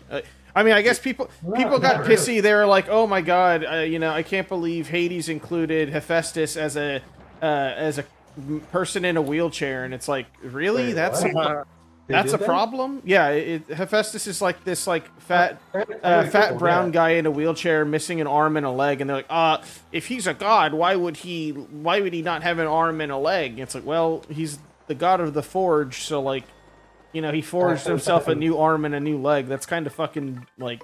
badass. Yeah, like, that's kind of badass. Like, I mean, sure, yeah, he's still in a fucking wheelchair for some reason, but, like... He's still a cripple. Like, who cares? Like, that's, like, not even important to the story. Like, who cares? No, it's not. I mean, well, it kind of is, because the entire story behind Hephaestus is that Zeus literally threw him off because he was ugly. Okay, well, then there you go. He lost his fucking arm and leg falling down Mount Olympus, so... Yeah, right. That's the entire lore of that god. Is that he was so ugly that Zeus literally threw him off the Mount Olympus. So ugly that everyone died. The end. Yeah, it's like, okay, cool. He has a lot of... That makes sense. His father literally threw him down a fucking Mount Olympus, an entire mountainside. You'd be surprised if he had any fucking... Not any injuries on him. That's just crazy.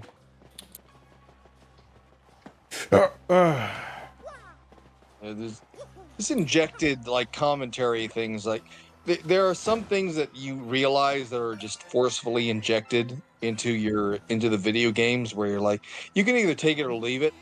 If the game is fun, it really doesn't matter. Exactly. It does not matter if the game is fun.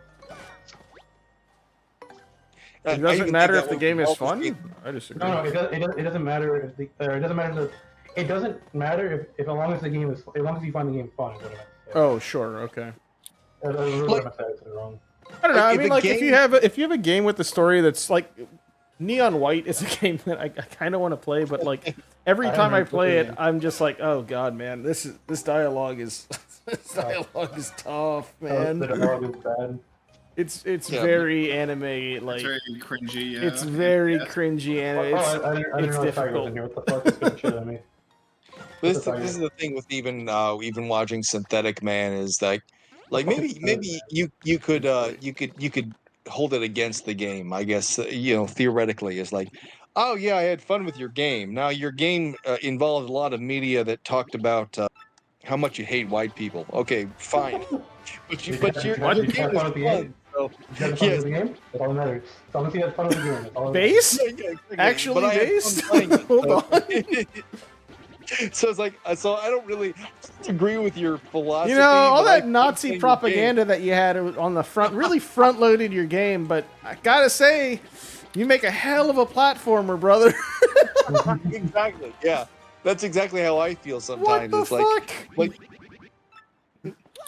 it's like, why am I gonna squibble over your politics when I actually had fun doing?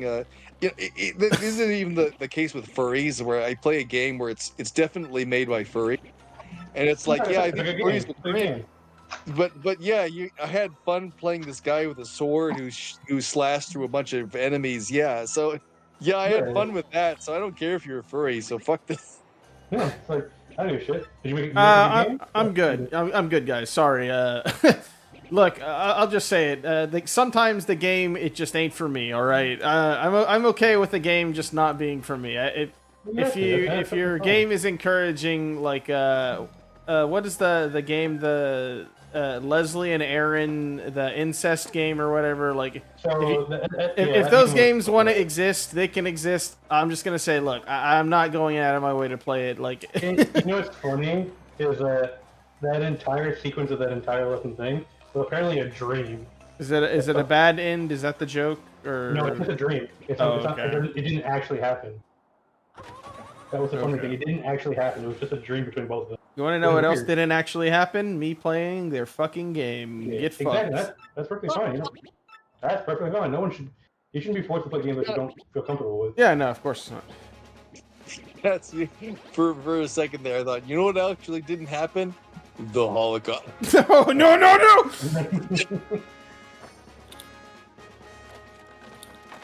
See, I would say that. No, great. Now I have to consider what I'm gonna do with the VOD. So I would say that. Rusty, You but can go I ahead can't. and My delete that mother's part. Jewish. I can't say that. You can go ahead and delete that part. It was just, it just popped up. It's like, you know what else? Yeah, You know, this my Paper issue- Mario Let's Play is pretty good, but all that Nazi propaganda is really, What are you doing, unknown? I'm gonna call you that shit now. I'm That was a playing better name than the Unknown. great grind game of the 21st century. TFT, What baby. What comps are you playing at TFT? Curious. Oh, TFD. DFD, XDDD. Yeah. Oh, TFD. Ew. Yeah, not the other cool. Ew. You were almost based. You almost I had was, me. I'm sorry. And said I got. Is your PFP from that new anime with the yeah, my dear friend. Yeah. Oh no. Oh my god! Are you actually watching it? Nice, straight away. Yeah. I watch it here and there. It's like something to like throw on in the background, really. I watched the fucking first 2 Warfare episodes on. of it and just went, this is like if what is it called was just less funny, huh? Yeah, it's Yeah, like there's some like pretty funny moments. But What's the name of that show? The one Nichijou. It's if Nichijou was less funny. There we go. And was Fuck is more Nichijou? huh? You don't know what it's a really good Nichijou anime. is? Oh, that's such a good anime. You have to watch that. It's Wait, such a really? good anime. I don't think so. I had to see the picture of it. No. You know what, I'll dude? get a picture for you. I'll get a picture. Here, I got you. I'll stop what I'm doing right now to show you a picture of this. You've never watched Nichijou? You've never watched don't this? I think put it in general. It's so good. It's so good. Oh, Really? I've seen pictures of this. Really? Like, You've never actually? Wow. Yeah, you need to watch Nichijou. Holy fuck. You'd watch it.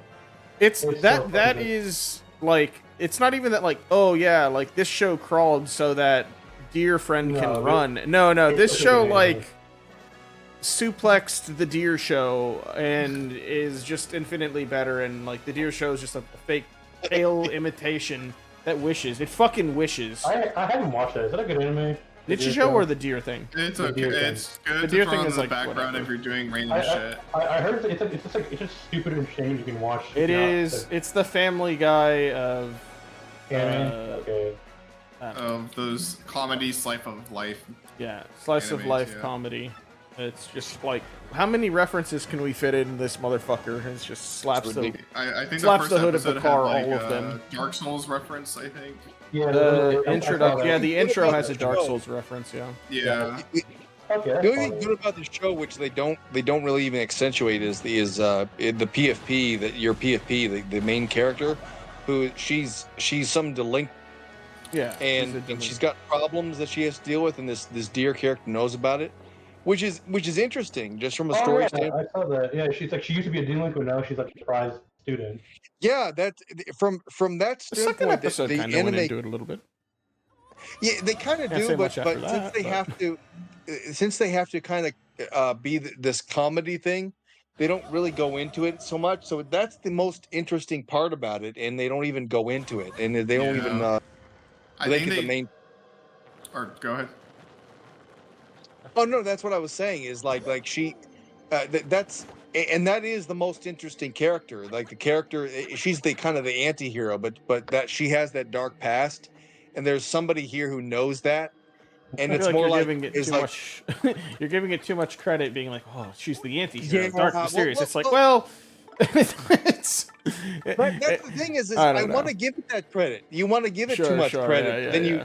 And then you yeah, watch then it and you're the like, series well. goes- yeah, exactly. So you kind of get disappointed without that.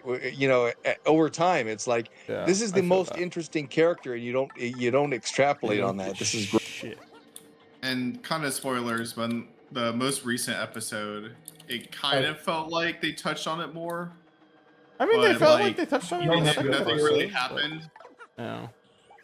So I don't know. I mean, Yeah, it has some yeah. funny moments at least, Yeah, but I that's mean, about it. They could Give have it, even like, done like a psyop thing. Remember when she enters the room, and she the glass breaks and everybody gets cut by the glass, and Oh, everyone's like in like, slow motion and shit. yeah, and it's yeah. like first- nobody that's like really the first cares. episode, yeah. Yeah, at that point, I think at that point I was thinking like, okay, so nobody really notices the fact that this is really weird. And then at that point I was like, it was confirmation to me like, oh, okay, I know what this series is about. It's like it's not even going to be serious about Very this. tongue in It's cheek not even about it. Yeah. Yeah, and at that point I It's was kind of fine. lost on it. I was like, this is not It's a comedy show. Like, I'm not expecting like cutting edge Well, fucking see, it could be commentary. this Cutting commentary rather. well, cutting commentary. See, this is the thing about some comedies is some comedies actually relied on the fact that you actually had a character who, yeah, she would be the butt of the joke, which the main character is, yeah, she's the butt of the joke, but at the same time is you'd have moments where maybe you want to be a little bit introspective because you Have you ever watched relate to Have you ever watched Gintama? you relate to her. What? Have you ever watched Gintama? Oh yes, that's such a good one, bro. I fucking love Gintama. That's probably one of my favorite anime of all time. That's definitely a good anime that I do About recommend anytime. 350 something episodes with a couple of movies. It's a basically feudal era samurai story, except they have like futuristic sci-fi stuff that is kind of plugged into it. There's a lot of references. Oh yeah, that was like something that people used to call the Family Guy of anime, just because it's like you've got an ongoing story, but they like to make a bunch of fucking fourth wall like Shonen Jump references or whatever. Yeah. That's something I would recommend to a new time watcher. That's like a really good anime to get into. The thing is about that show though is like, it's admittedly people kind of complain that like you don't really get much out of it until you get to about the episodes where you have the first major like serious arc. But the first serious arc kind of shows exactly what kind of a show it is, where it's like, oh, okay, like they are willing to have, you know, something more than just, you know, the hee hee ha ha's silliness. Yeah. What do they call this? They call it the Cerberus effect. Oh fuck me, really? They okay? But they took no damage. Yeah, they have defense. Okay, that's fine. You still playing that Warframe anime game? Warframe. So what Gatsby, what I think we're talking about is called the Cerberus effect. It's an old trope where something that starts out as being, oh yeah, it's a comedy. Well, they integrate some things where it's like, okay, we need to start getting quote serious about what our drama is. Oh, the Cerberus effect because there was some web comic on it. I don't know the exact nature of it because I didn't read it, but TV Tropes has a article. Oh, TV Tropes. I remember browsing that when I was in high school. That's, by the way, yeah, Gatsby, you and I have talked about Mahler and EFAP before. Is most of how they judge media. It's all an out through the lens of TV Tropes. Yeah, it's all through the lens of TV Tropes. It's not objective at all, as much as Mahler would like to say so. It's just popular consumer. Like the thing with a lot of that kind of critique, it's kind of difficult for me to really like watch it or be interested in it because of the way, what is it called? Everything is so like the CinemaSins level of like critique. That's just so like, it's so nothing. It's so vapid and just like, how many different points can how many different imaginary points can I score on these motherfuckers just because, you know, they have an elevator scene. The elevator scene, or you know, those the fucking little white cartoon things where it's like, so yeah, yesterday morning I just, and then yeah, bro, just. It's, oh shit, I wasn't paying attention. Oh, God damn it! Alright, hold on one second. Let me focus up. Okay. Let him cook. Alright.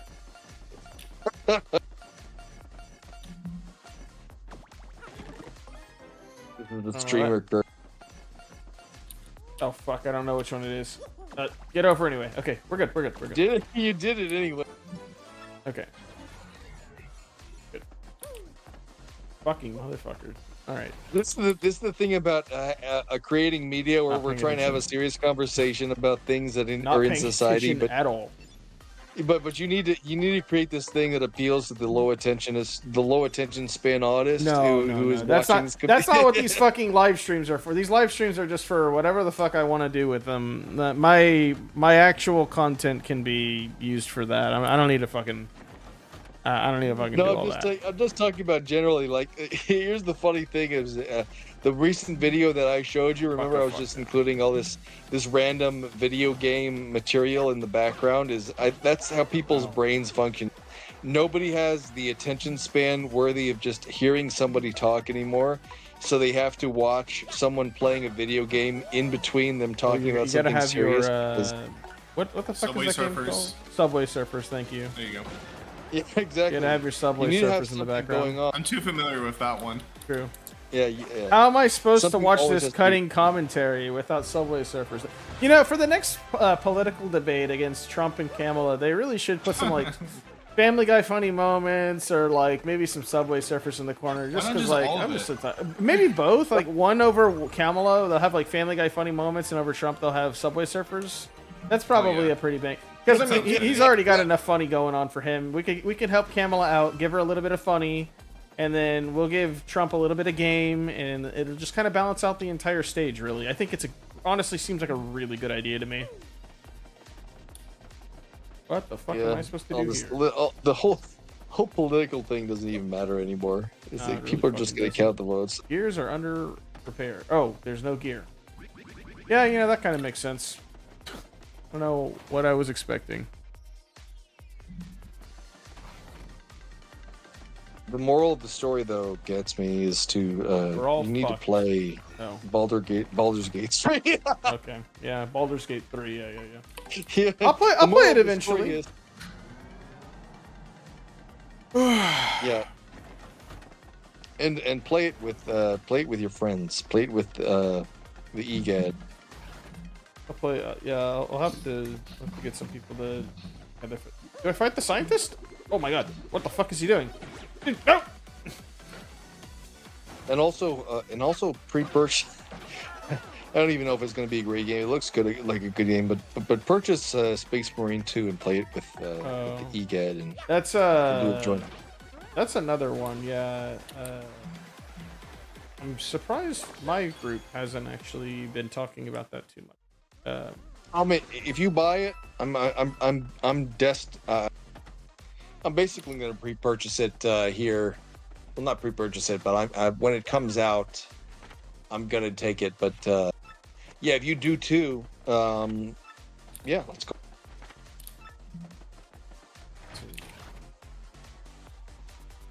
It looks like an awesome. Stop throwing potions. Oh. Alright. Does the potion tossing initiate combat? Fuck.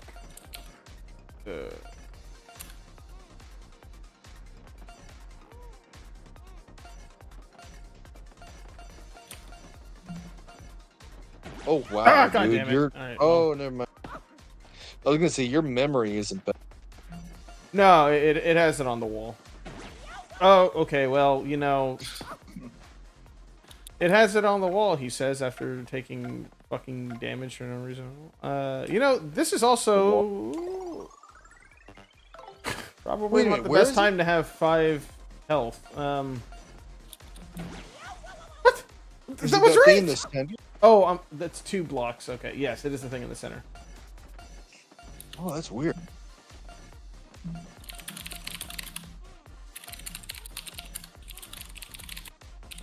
Unknown is really going at his keyboard. Oh yeah, I fucking hate my keyboard. That's why I need everyone else to hear that. True. Ugh, okay. I'm gonna get a new keyboard though fairly soon. Nice. They're one of those. You ever seen those ceramic keyboards? Oh my god, that sounds like fucking cancer. What the fuck? Yeah. No, it's ceramic the opposite, keyboard. No, you need to look this up. Ceramic keyboards, they sound awesome. It's almost like raindrops on top of your. There's like no way. Ceramic key. Nah. You look it up. Ceramic keyboards. Like they cost a lot, but it is awesome. Like every tap is like oh my god. It's like rain outside your window. It's like I'm gonna come. All right, hold on 1 second. I think ASMR I think keyboard. I fucked up. I definitely fucked up. I did that part too early. And then you see this recent anime. I've been ongoing, but it's the one where it's an isekai where he gets. I have not watched shit. Failure Frame. Failure Frame. Wow, you it's an isekai. Boom. I was like, that's the only one that's like really going on right now. That's new. Well, they had this other one where it was like he's taking care of 2 kids. It was like, and then there was this other one that I recommended to Gatsby called Quality Assurance. Oh yeah, But the one you're talking about, Failure Frame, Failure Frame has been actually really I've enjoyed a lot. I mean, I thought it was bullshit where he was trying to fall in. Well, they had that thing between him and the elf girl that he meets. And then she has, I have all these potions, and it's like, oops, we mixed the wrong potion, and yeah. I was like, dude, the moment I was like watching that episode, I was like, oh, they're gonna swap, aren't they? Like, it's gonna be some random bullshit about to happen. Yeah, it was just stuff where it's like, this is so forced. It's like, but it's a good anime. I love it. It's fun. It's definitely fun. I like at least the idea of it so far. Yeah, so it's your classic revenge thing where it's like, yeah, I just got screwed over by this whoever it is. Reminds me of Shield Hero a lot. Yeah. But the main character is way edgier now, so.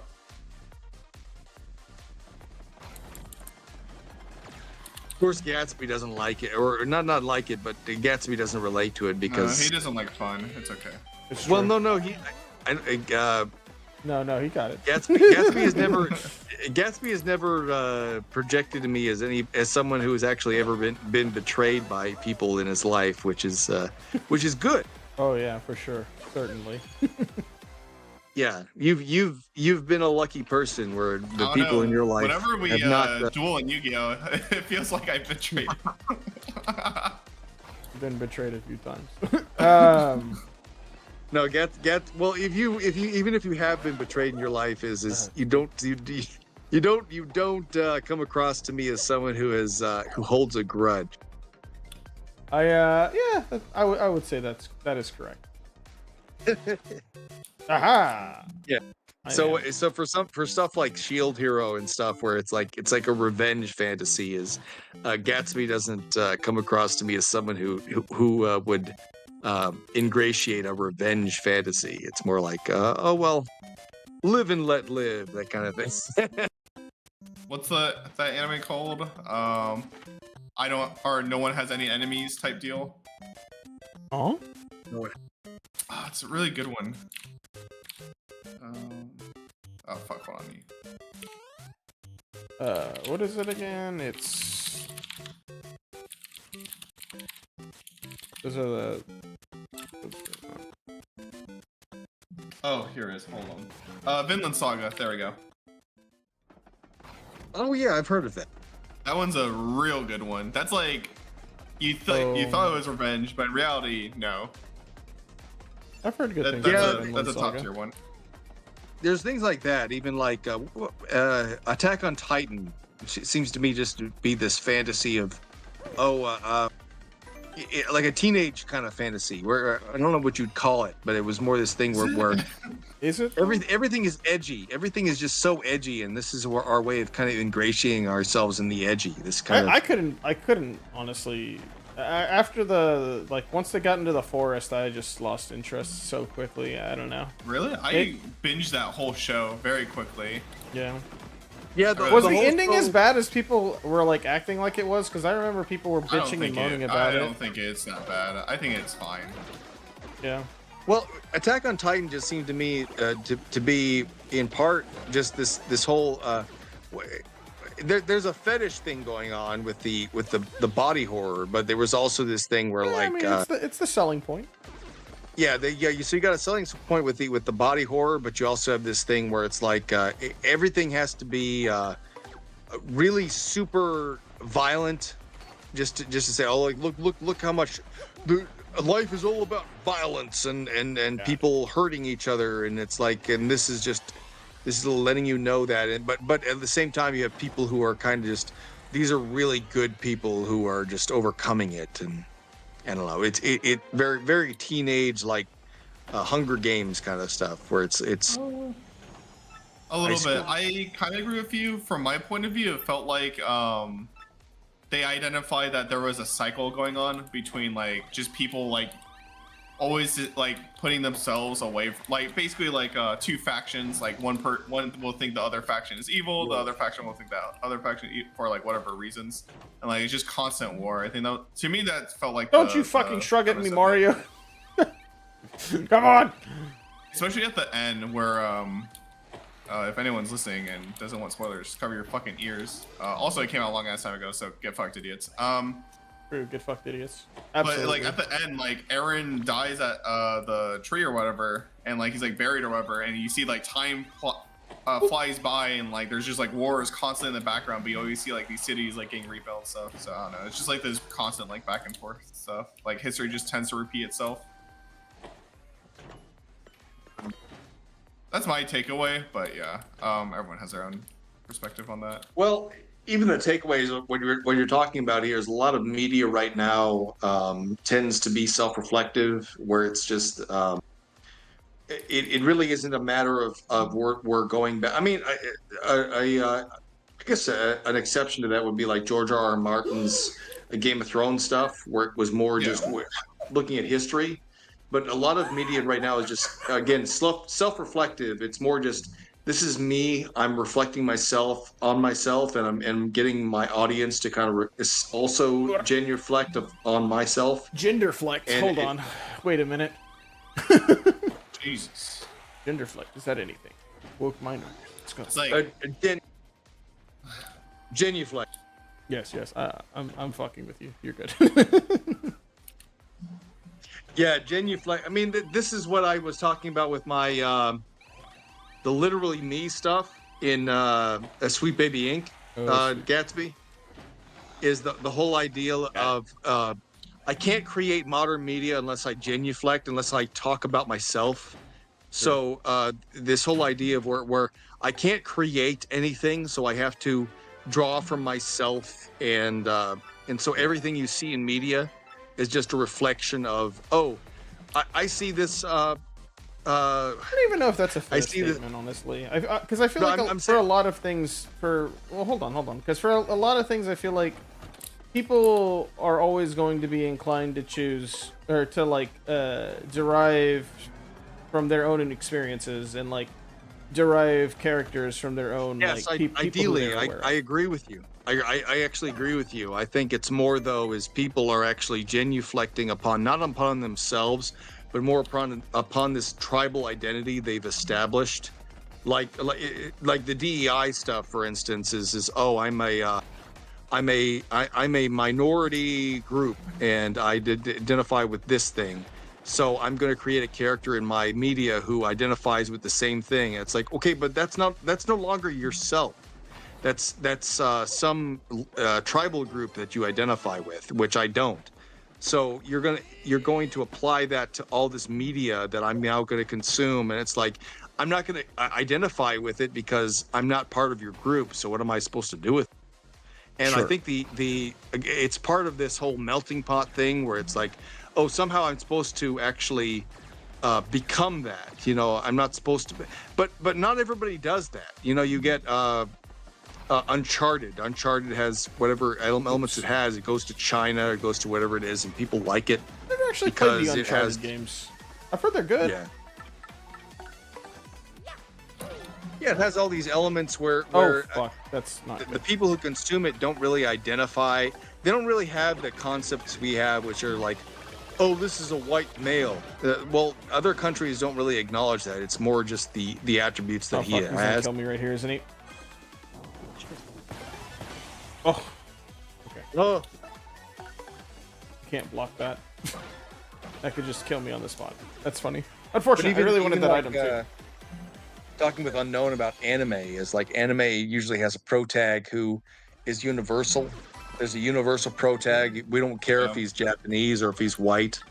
He's just he's got attributes about him which I like him. So I'm gonna identify with him because of those attributes. I don't necessarily need him to be Japanese or white or Japanese. I just need him to be person who has values. Yes, that's why my hentai protagonists usually don't have a face on them, so that I can self-insert and think to myself, I'm the one fucking that big-tittied anime babe. Right, yeah, I get that. I understand that. That makes sense to me. Finally something I can relate to. Excellent. But that's what the whole Sweet Baby thing was. It was, oh, I need my protagonist to be black. Oh, why you have to do that? Because somehow if he's black, somehow that's different. It's like, okay, why is it different? I don't even know. We don't really know how it is. I don't know. For all of that stuff, it's so like maybe that is the case, but I think you're even still giving them a little too much. What is it called? You're giving them too much credit. Yeah. Because I think for them it's less about that, less about you know, this is like me, and more this is the only character that is right for me to write about. I don't know, maybe that's also a bad take too, but I feel like that's just like such a I would agree with you. I would agree with you, except this is what they've claimed that they are doing. Oh fuck! I have two of these. So I'm taking them. I feel like I'm taking them at their word. Is okay. So this is how you're constructing your media. Okay, taking you at your word. This is how I perceive it, and that's exactly what I go by. But it's not gonna hold up to reality. I think that's the whole thing. Like I don't look at Mario and think, well, I'm not Italian, so I can't relate to this character. Well, yeah, I'm not Italian, so I am Yeah, having exactly. a hard time relating to this character. That's why I switched to Luigi, who's a Mexican, who I can actually identify with. So, But does Luigi drink tequila? I would like to believe he does. Yes, in my fanfic, he absolutely slams tequila shots. Does Luigi? I don't even slam tequila shots. What the fuck, man? Tequila, so here's the thing, Gatsby. I like tequila. Really? I do like habanero peppers and jalapenos and all that. I'm a Now, spice fiend. Am I part Mexican? Am I part? Yes. Welcome to the club, my brother. Welcome to the club, amigo. I like burritos. I like beans. All right, let's do this.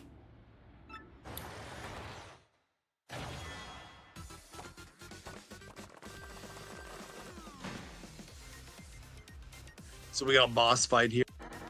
Quiz, baby. Huh?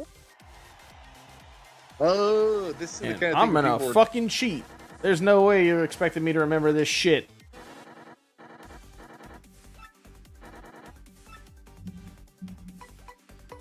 Ooh. I'm certain. Oh, they even ask you if you're sure about that. That's interesting. That's correct. They didn't even do that in Banjo-Kazooie. This game is so They didn't do curvy. that in Banjo-Kazooie or Banjo-Tooie. You know, that's another game series I never actually played through, is Banjo.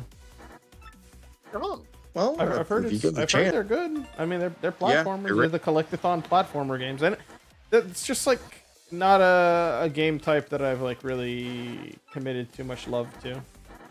I would recommend Banjo-Kazooie over Banjo-Tooie. It's a little less egregious. It's a little less collectathon-y.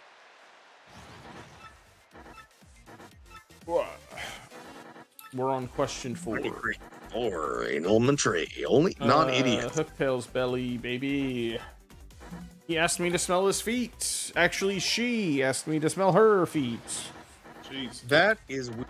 Yep, welcome to Nintendo. It was in the original as well, so...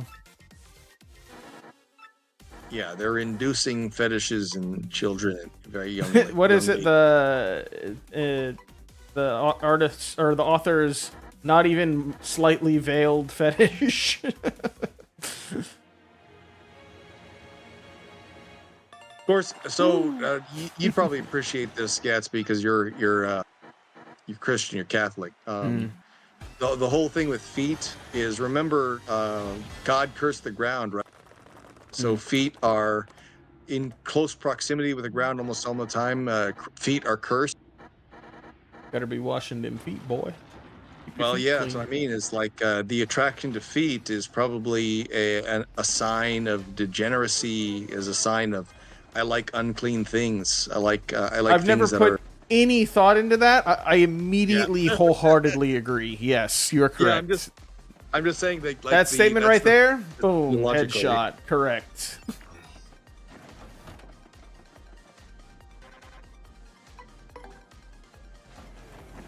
Right. And that wasn't even something I thought about until I've heard it just so often where people say, oh, the ground is cursed.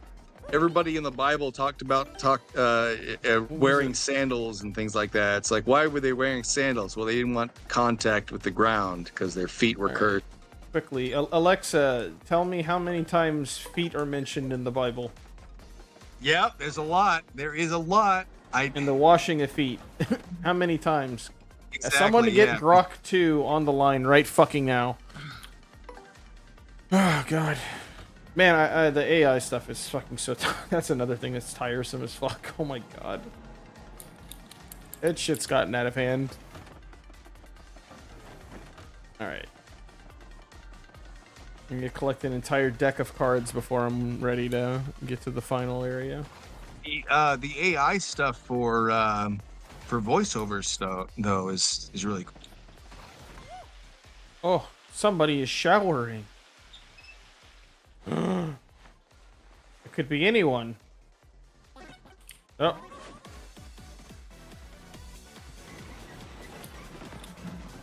Is it just one? It's just one. Yeah, that was another thing with Peach and the showering. That was another little thing they...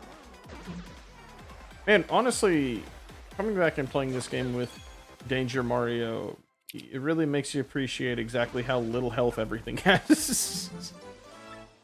Oh my god. Alright, we keep it running.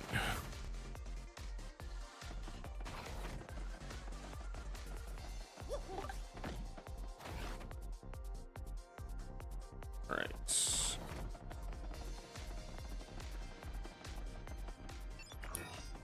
Yeah, I think I want to say maybe it was, maybe it wasn't. It might not have been whenever I was playing this. We were talking about people with like feet fetishes and stuff, and specifically the people who are like, oh man, like no, it was you. Wait, hold on, it was you.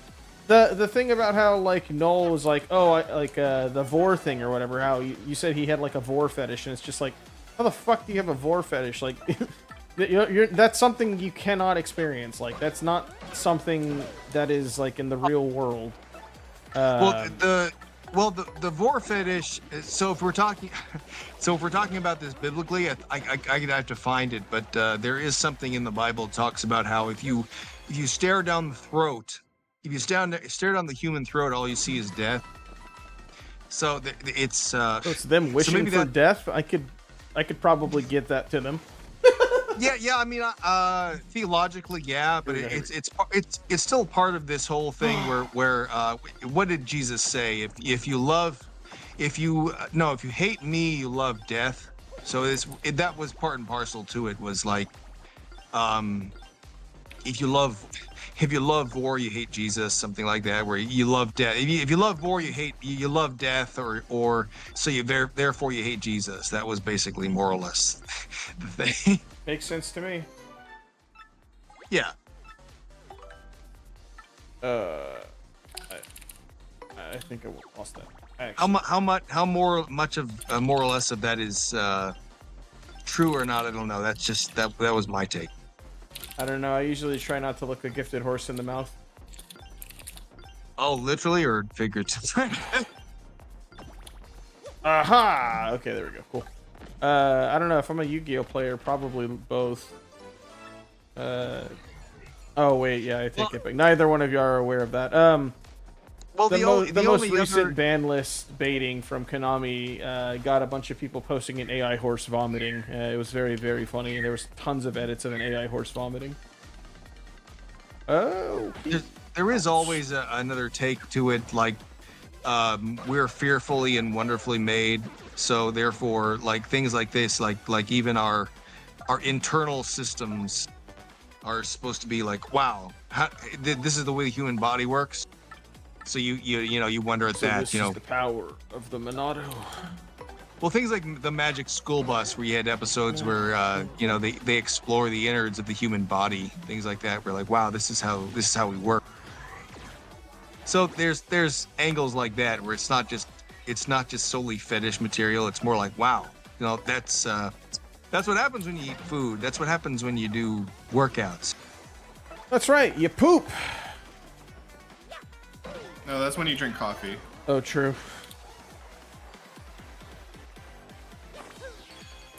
Nice. So many stopwatches. I would rather have this. Jeez. Yeah, I think there's a certain point where it's like, where does it stop becoming a fetish and it just becomes normal? Like if you tell your wife, like, I love every part about it. I don't know. Yeah, well, I mean, you tell your wife, the love of your life, that you're attracted to this part of them. That is it really such a bad thing where they're like, yeah, babe, I need you to unhinge your jaw right the fuck now. I'm in the mood. unhinged. Well, it's something like people like being kissed. They like, you know, they like their. Some people like kissed a little more Yeah. aggressively. And you kill the really got, scientists. you gotta ask yourself: is this really so wrong? Is this fetish? But even if it is a fetish, Yes. it's like, well, it's my wife. It's like, so if it's my wife, it's like, who the fuck cares?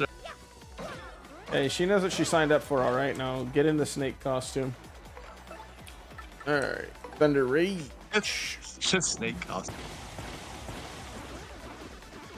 Excellent. Free level up. My view is like, as long as you're having kids and you're raising your kids, it's like, who cares the fuck what happens, you know, leading. I don't know. For some people, I'm kind of okay with them not having kids. So. Right. Like, man, if they- like We Ethan already got Ralph. enough people. Let them. Oh God, Ethan fucking Ralph. Jesus Christ. Yeah, talk about people who probably should not have or did not need kids in their life. That's a fucking phenomenal example. Jeez. All right, what am I doing? I gotta become toilet paper. Nope. Oh, okay. All right, what am I doing wrong?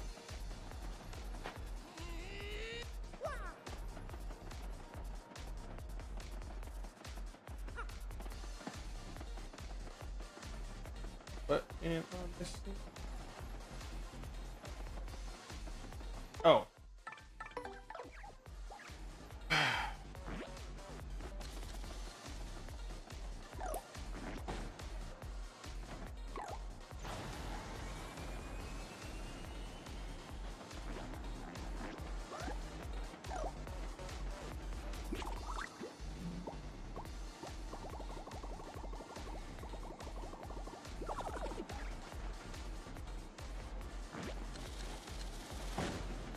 So you just roll under it, or no? That's what I thought, but I'm trying.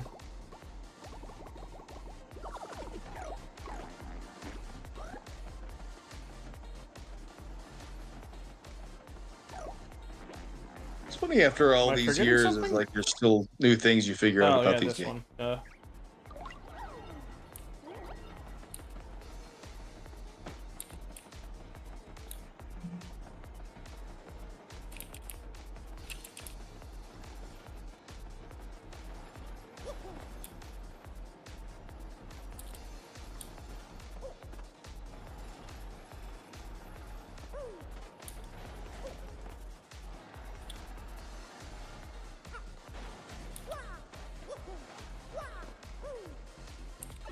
Do I really need it? No. Am I gonna get it? Yeah, probably. 100%. Oh. Honestly, I don't know.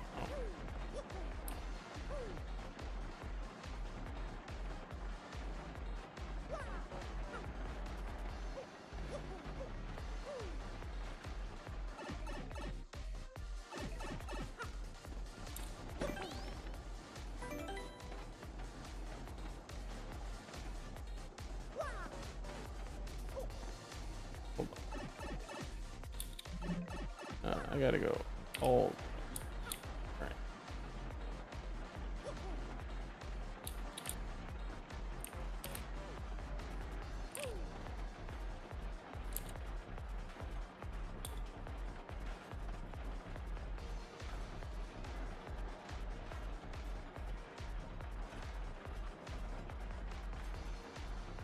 We'll be back in just a bit. I'm gonna get home. Have fun. But I will Goodbye. rejoin the stream short. I will be around maybe. I'm not really too sure how much longer I'll be doing this. I'll be. Yeah, hold doing on. it- Yeah, I'll rejoin the stream. Sure. All right. Into the pipe.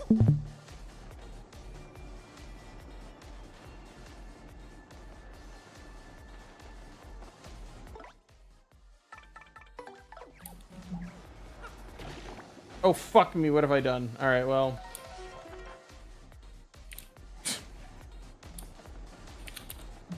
All right, well. Ah, gosh, damn it! Oh, what? I fucked up. I fell down. Same. Just got blown up.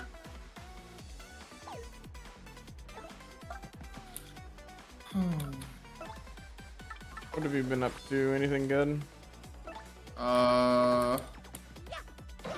Not really. Same old garbage.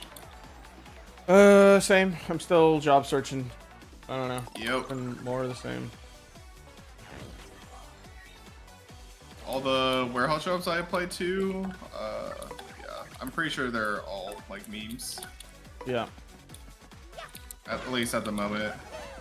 I feel like That was everything I apply to is just consistently providing me nothing, and I'm like, well, that's great. I saw somebody on LinkedIn today, they posted like, oh yeah, we're hiring for this position, and I'm like, oh my god, like, yes, please. I contacted them, and like, I have already previously applied to this position like 2 months ago. Please, like, just talk to me, anyone, please. But I don't know, it's just, it's such a fucking embarrassment. Like, I don't know. They asked for like people to do the job interview, and then like no one responds to it. It's like, okay, well, can't say I didn't try. Like, it's all fake. It's all fake. It sure fucking feels like it. It definitely doesn't feel real. I don't know. Could also be from our perspective, where like they're only looking for one person out of like 200 people constantly, but I doubt that. I don't know. I mean, it just seems like they're looking for like a very specific candidate that does not exist, and or if they do, they're already working for another company. There was this post I saw on LinkedIn, which is a hilarious statement, a hilarious sentence rather, to even put to words.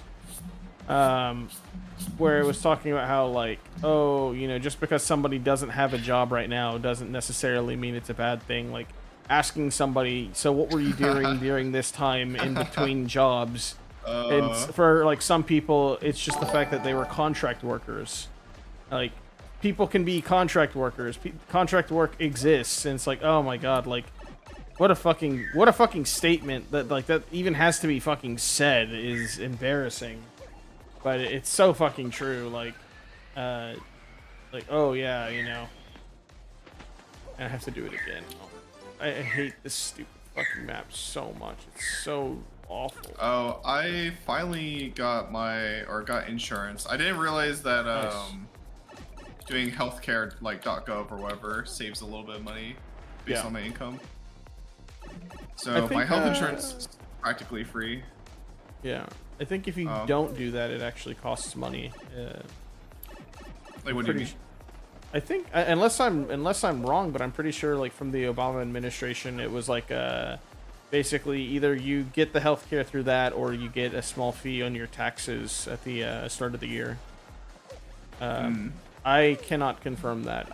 I think that, but that was coming something from about like premium tax or whatever. I don't know if that's maybe related. I don't know. All I know is somebody I used to know, they were doing tax stuff because they didn't have health insurance, and then they were like bitching and moaning about that, and it's like, well, maybe if you had insurance, like, is the government's literally putting it out there for you, like, have you considered maybe getting that? Yeah. And they're like, oh no, I forgot to get that. It's like, okay, well, yeah, I don't have much to say. That and dental. I'm probably gonna try set up a checkup as well. Might as well. I do the dentist annually. Yeah, I need to do that. I feel like now I can't confirm. It could be me just inside my own head. Okay. Finally, boss. Same. This guy's a little scary. He can just 2-tap me if I'm not careful. I can be one tapped at any point. Ought to be fun. Oh my god! I just got. Oh my god. Whatever. But yeah, I need to set up my dentist appointment tomorrow. If you're looking for a good place, I have one. over by my work, but I don't know how far you're wanting to Jesus. drive. So Yeah. I'd consider it, but there's 2 places nearby. I looked at the reviews. There's one that's like 4.8 stars. So I was fuck like, that. yeah, Just do that. It's probably good yeah, enough. it's the one in Flowermount too. It's like only 2-3 miles away, so it's like pretty close by. And then I could go there and then the gym, but Swan grapple number 2.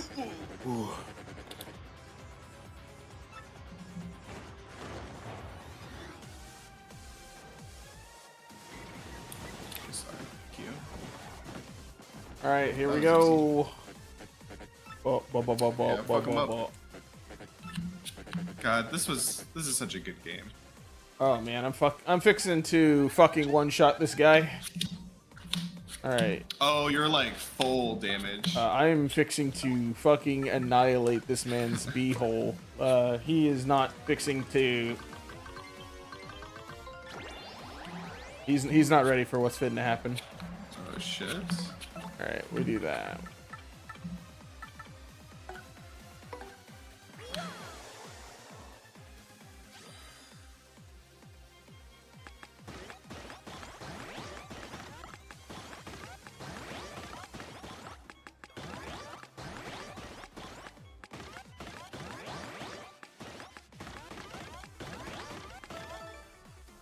Okay, cool. Nice. Yeah, he ain't ready. He ain't ready for the smoke. He ain't ready for the smoke.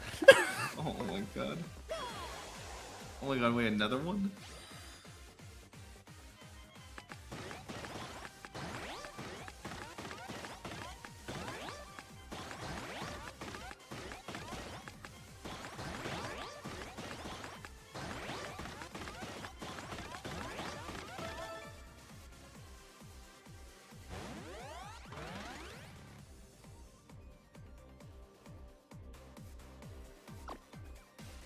Oh wait, does it not stack? I might be fucking stupid. Oh, yeah, I think you're trolling. I might just be trolling. All right, here we go. Dead. Oh.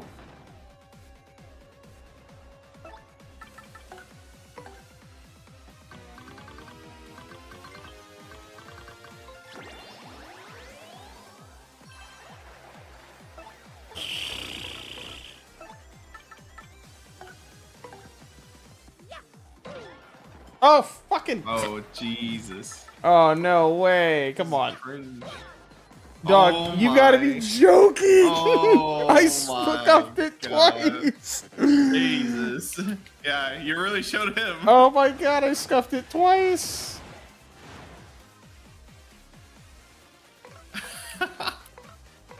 Oh my god, I cannot believe I scuffed it twice. It's fucking height of that jump.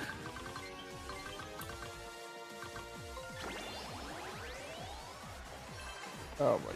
Alright, please give me star, please. Okay, thank you. That's fine. Whatever. Good. Oh, I'm so dumb. This isn't that one. This is just the 1, 2, 3. Okay, I'm just dumb. That's not the one I'm looking for. I'm looking for this one. All right.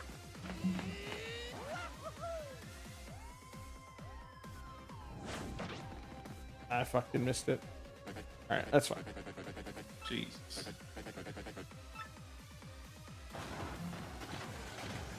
Oh no, he's gonna rocket out of his asshole. Oh, nope. He's doing the PlayStation Whir. Yeah, now that is what I call Vor Volume 7.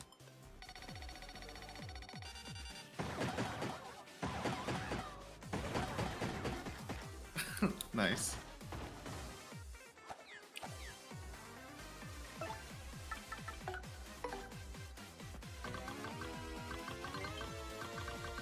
Yeah, Rallywink is busted as shit. Alright, that's fine.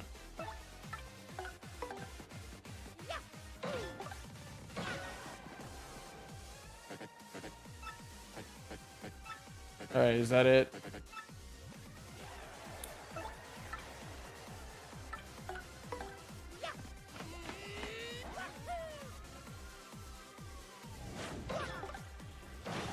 Okay, there we go.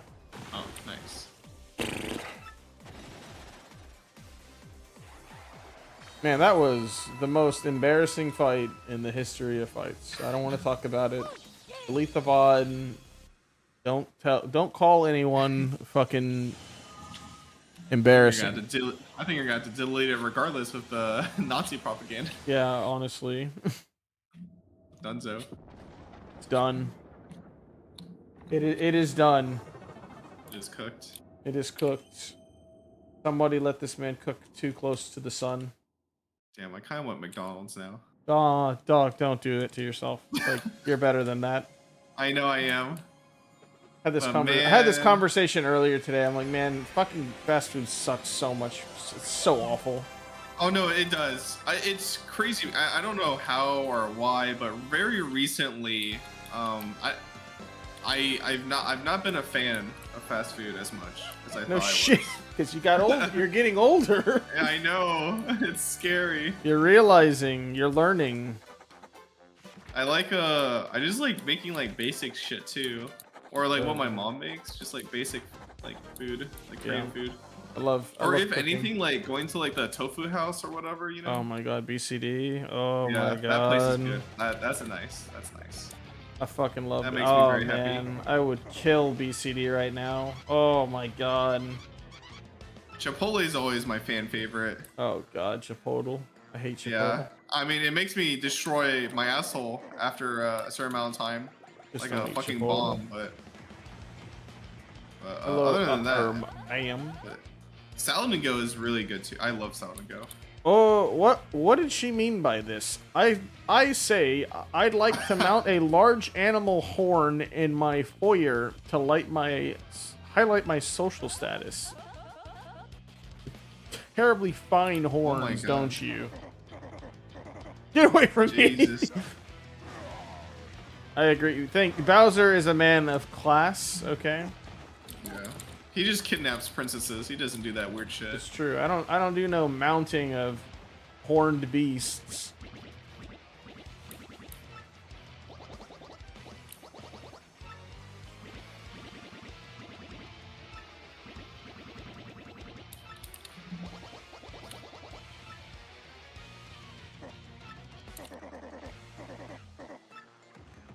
You people are fucking crazy.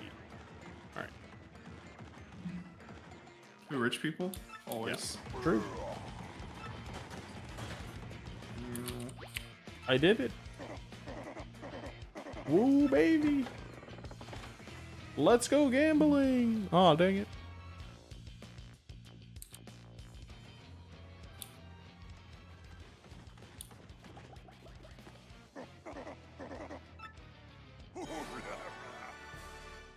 So happy.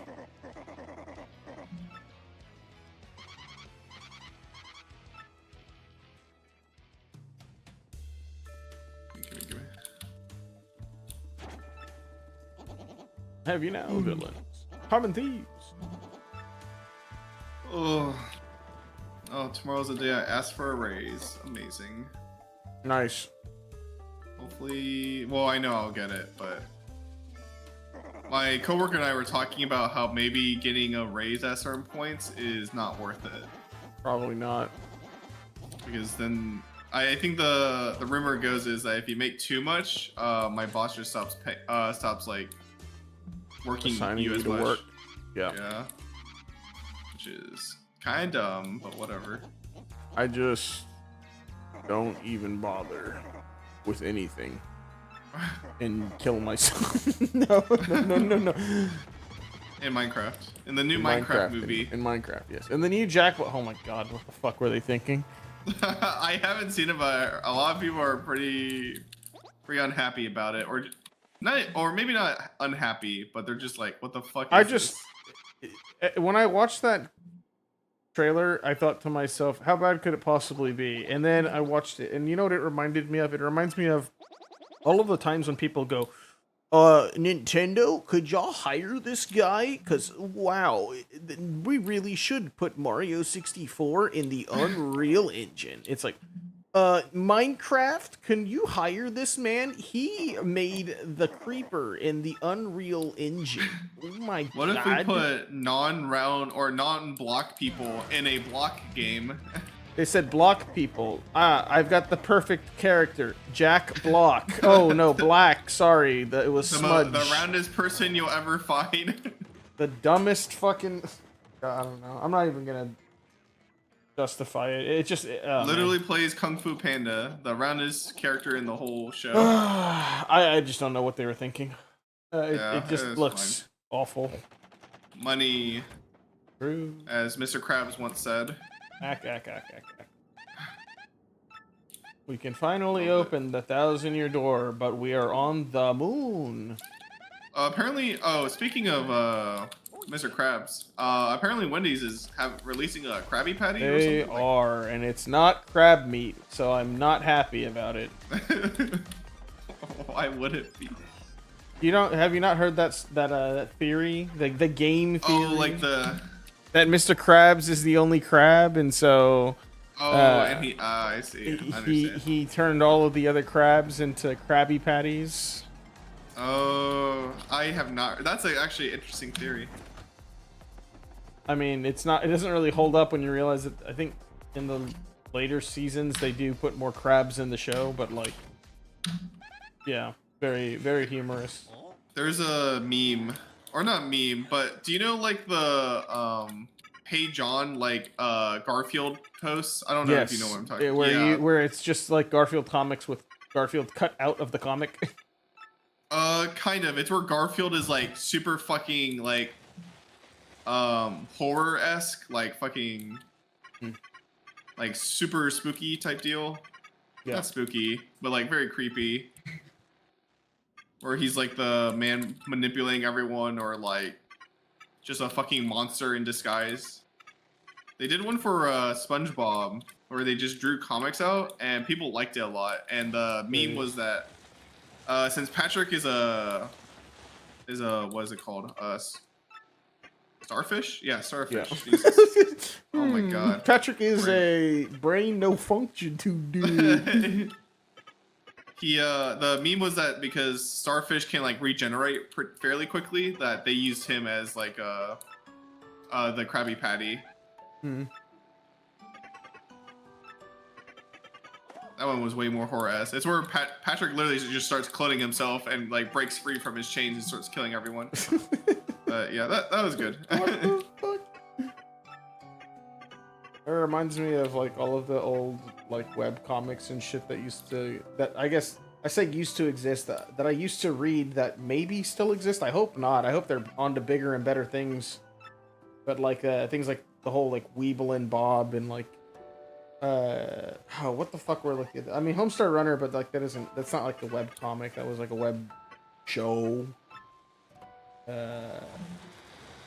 I'm trying to think of like, there's like an Eskimo thing, that was one. I don't fucking remember all of them.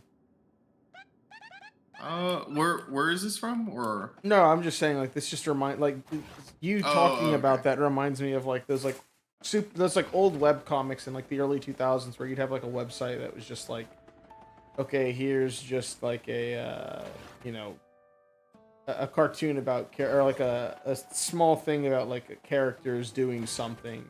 Okay, like some people making their own like OC comics or whatever. Yeah. Not necessarily like XKCD or like Saturday morning breakfast cereal, but like, you know, like the 4-panel type shit, right? Yeah, stuff like that. I guess like short panels, short stories. Panels. Yeah. I guess, something like that. Yeah, those are nice.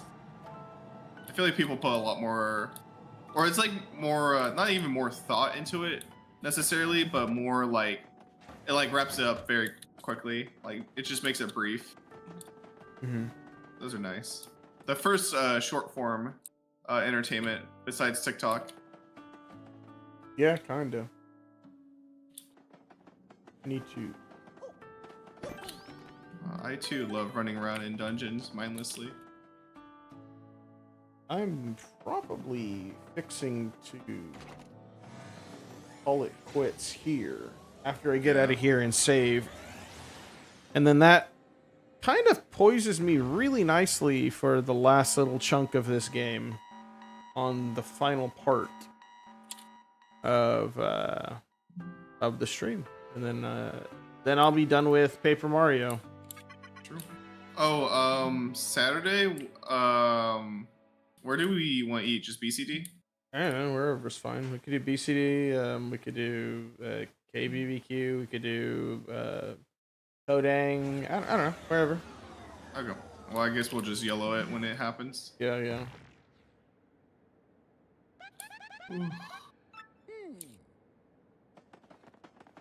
Now we are finally. Is there back. more to this game, or are you not done? I am not. I have all of the stars, and now I'm going to open the final door, and that will be where I probably end this portion of the stream.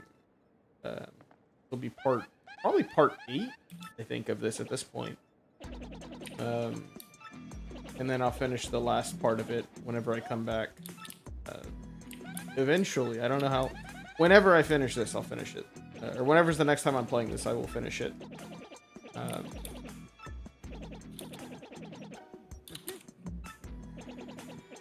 So like next year? Probably, yeah. I don't know, maybe in like 2 weeks or something, or maybe in a week or 2. I want to put some time and effort into figuring out what's the next YouTube video I'm writing out or whatever, and then go from there. I need to get myself a little bit more confidence into actually like streaming. I've been lazy. I was happy. Sterling made me happy today. He said, "Yeah, your content is funny enough to where you can get away with something." I don't even literally everything he said after. I was like, "I don't care. You said I was funny. Counted." That's a big W. Yeah, anytime anybody goes, "Yeah, you know, that content that you made was kind of humorous," I'm like, done. Fucking sold, baby. You have my undying love now. You told me I was funny. Achievement unlocked. That's the shit I like. I have to go to the door first.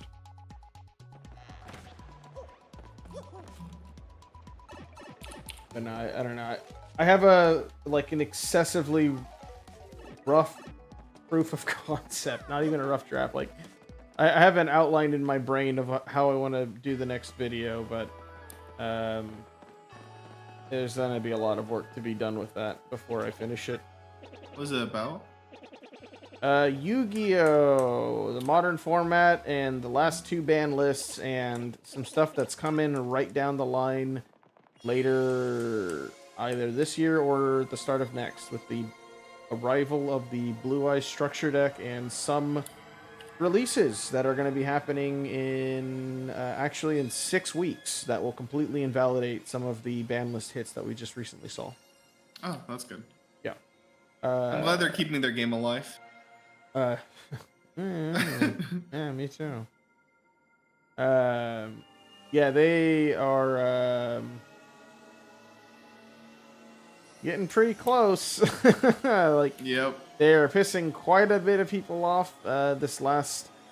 Currently, the way it stands, it's pretty embarrassing to say this, but Snake Eyes is the best deck in 3 separate formats. Isn't that cool? Isn't Snake Eyes so cool to be the best in TCG and Master Duel and competitive in the OCG? Don't we just love to see it, honestly. When you really think about it, you really love to see it. And I thought OCG didn't hold on, is Branded Fusion still at 1 on fucking Master Branded Duel Fusion just got put to 1 in the TCG, actually. Oh my god, they're they finally did anything. And you want to know the worst part about it? It was the wrong hit. They should not have hit Branded Fusion. They should have hit Sanctifier. Sanctifier? Oh yeah, that card's crazy. They should have hit It's so funny. They banned the trap version of Sanctifier, and then they release Sanctifier, and then they go, "Oh, okay." Well, it's more balanced, bro. Yeah. It's not, yeah, no. I don't know. I genuinely don't know what they were thinking when they make they make Branded Expulsion. It's a huge fucking problem. People really fucking hate that gameplay loop of just locking your opponent out with Ido, no Ra, no Gimmick Puppet, and yeah, and here we are. And now we're still doing it with Sanctifier, which is just insane to me. It's just criminal, honestly. I love it. I don't. But that's because like that's because they enabled it. They allowed this to happen. Yeah, they did. You're not wrong. They absolutely keep are just... or if I were playing, I would keep abusing it. Yeah, I mean, why not? Showcase. Fucking why not? Why would you not abuse it? Like, you have no reason not to abuse it. Abuse the fuck out of it. Yeah, I don't know. I don't know what they're thinking. I don't know why they can't get it through their heads that they need to do something about it, but it's what they decided to do, and it's what they decided not to do, and here we are, I guess. True. It's how it be. Sucks too because Yu-Gi-Oh! A long time ago was really fun. I think like, it still could be. Oh my god. I think it definitely still could be. It's just like right now. This is a weird point. I think right now the biggest problem with Yu-Gi-Oh is, I guess, yeah. Hey, if you're watching this, guess what? You're gonna get this video in like 3 or 4 weeks, depending on how long it takes me to edit this. The biggest problem is at the beginning of the year we banned Mathemech Circular, and people were like so pissy and like frustrated with that card for like whatever reason, you name it. But the only sin that card really committed was the fact that it was the first card that was like it a year. Well, maybe not it's not like the first of the first, but like it is a card that was printed in 2022 that if it was printed in 2024 would have been considered completely balanced, exactly what you would expect, like card design of the year 2024. This like one card combo that like shits out exactly one piece of interaction, pass turn go. Now we have Fiendsmith, now we have Snake Eyes, now we have even the Yubel stuff with where everything's a one card combo. Proving Grounds and Dark Beckoning Beast. Yeah, everything has this like one card straight. Even Voiceless Voice has it. Even like everyone fucking has it. And for some reason, when Mathemech did it, 2 years prior, it was a huge fucking problem. And the reason why I think people like the tier limit deck so much, which I've come around 100% on, I really wish I would have spent more time playing that instead of coping on Mathemech, is that the deck at the very like bare minimum, it's not a one card combo deck. It's a deck that requires you to know some interactions and actually play through like a 2 to 3 card combo. And I think if Konami focused more on making more 2 to 3 card combo decks, then we would all be in a much, much, much better place. Instead, we're focusing on making these ridiculous 1 card combo decks, like Gimmick Puppets FTK, like Tenpai Dragons effectively FTKing, like Yubels, like Snake Eyes, like everything. Like everything in the last 2 years that we've been seeing time and time again that is just non-stop frustrating people. Like, even when like you have Gold Pride's not necessarily a 1 card combo deck. Even when you have things like Kashtira, not exactly a 1 card combo deck. But specifically, once you start getting into like, okay, we're having Melodious do this like ridiculous combo because they opened the spell card. We're having Snake Eyes open either Ash, Wanted, Diabell Star, Bonfire, like 16 copies of the same card, so many so that like it's actually worth just like you could pretty much put a limit 1 on every single one of the Snake Eyes cards and it's still playable. Jesus. Like genuinely, the only thing you need to know about this ban list of September is you look at the ban list, you see the forbidden cards, you go, okay, Appaloosa banned, Lacrimosa banned, kind of surprising, but okay. Beatrice banned, expected, should have been banned. Like the card, like how has that card not been banned prior? Which is the best Foolish Burial card in the whole game. Literally double Foolish Burial, and you have a card called Lacrimosa that burns your opponent, so you can send Angel of Blue Tears, send Lacrimosa, burn them for 1200, set any trap card in the fucking game from your deck to the to your back row to activate, like on your opponent's turn immediately, shotgunning out a virus card, shotgun out D-Barrier, shotgun out anything. You don't even need to use transaction rollback anymore, dude. I mean, like, you can if you don't have access to Lacrimosa, which, I mean, they banned both of them, so, good on them. But, No, we're just like in this constant state of all of these like ridiculous one cards that are just like giving you infinite access to the remainder of your deck due to generic extra deck staples, uh, leading to this like completely fucked deck building idea of like, okay, now you have either 12 to 15 like going second or hand trap cards or like, you know, interaction pieces, and then maybe like 13 pieces of engine, and then like a side engine of 7 cards, and then 5 cards of like whatever else you want to play. Like, I don't know if this is a hot take, but honestly, generic monsters were, or generic like generic extra deck monsters it's were like the biggest cancerous. problem in the no, like I've been saying this since the beginning. I've had this opinion since the XYZs. I said XYZs were the beginning of the end of the game. Granted, like, is Utopia really that broken? No. Is like Gaga Cowboy that broken? No. But Gaga was broken for burn in time. True, actually, burn for 800. Gaga for Castel, game? do you remember that guy? Castel, yeah. Like, but the thing is though, all of these cards, like, I'm talking like early Exceeds. Like, I said this like when we had only like Utopia, Leviathan Dragon, Leviair, like that first wave. I just went, I don't like the fact that every single deck now, if you put 2 level 4s on the board, even if you don't like immediately in combo, like you are probably wasting like you're playing at a deficit if you're not playing a full extra deck at this point with Exceed cards. And I don't like the fact that like every single deck should be running these cards, just on a fundamental level of like if the situation ever comes up, you should always have access to these cards in your extra deck, and that sucks.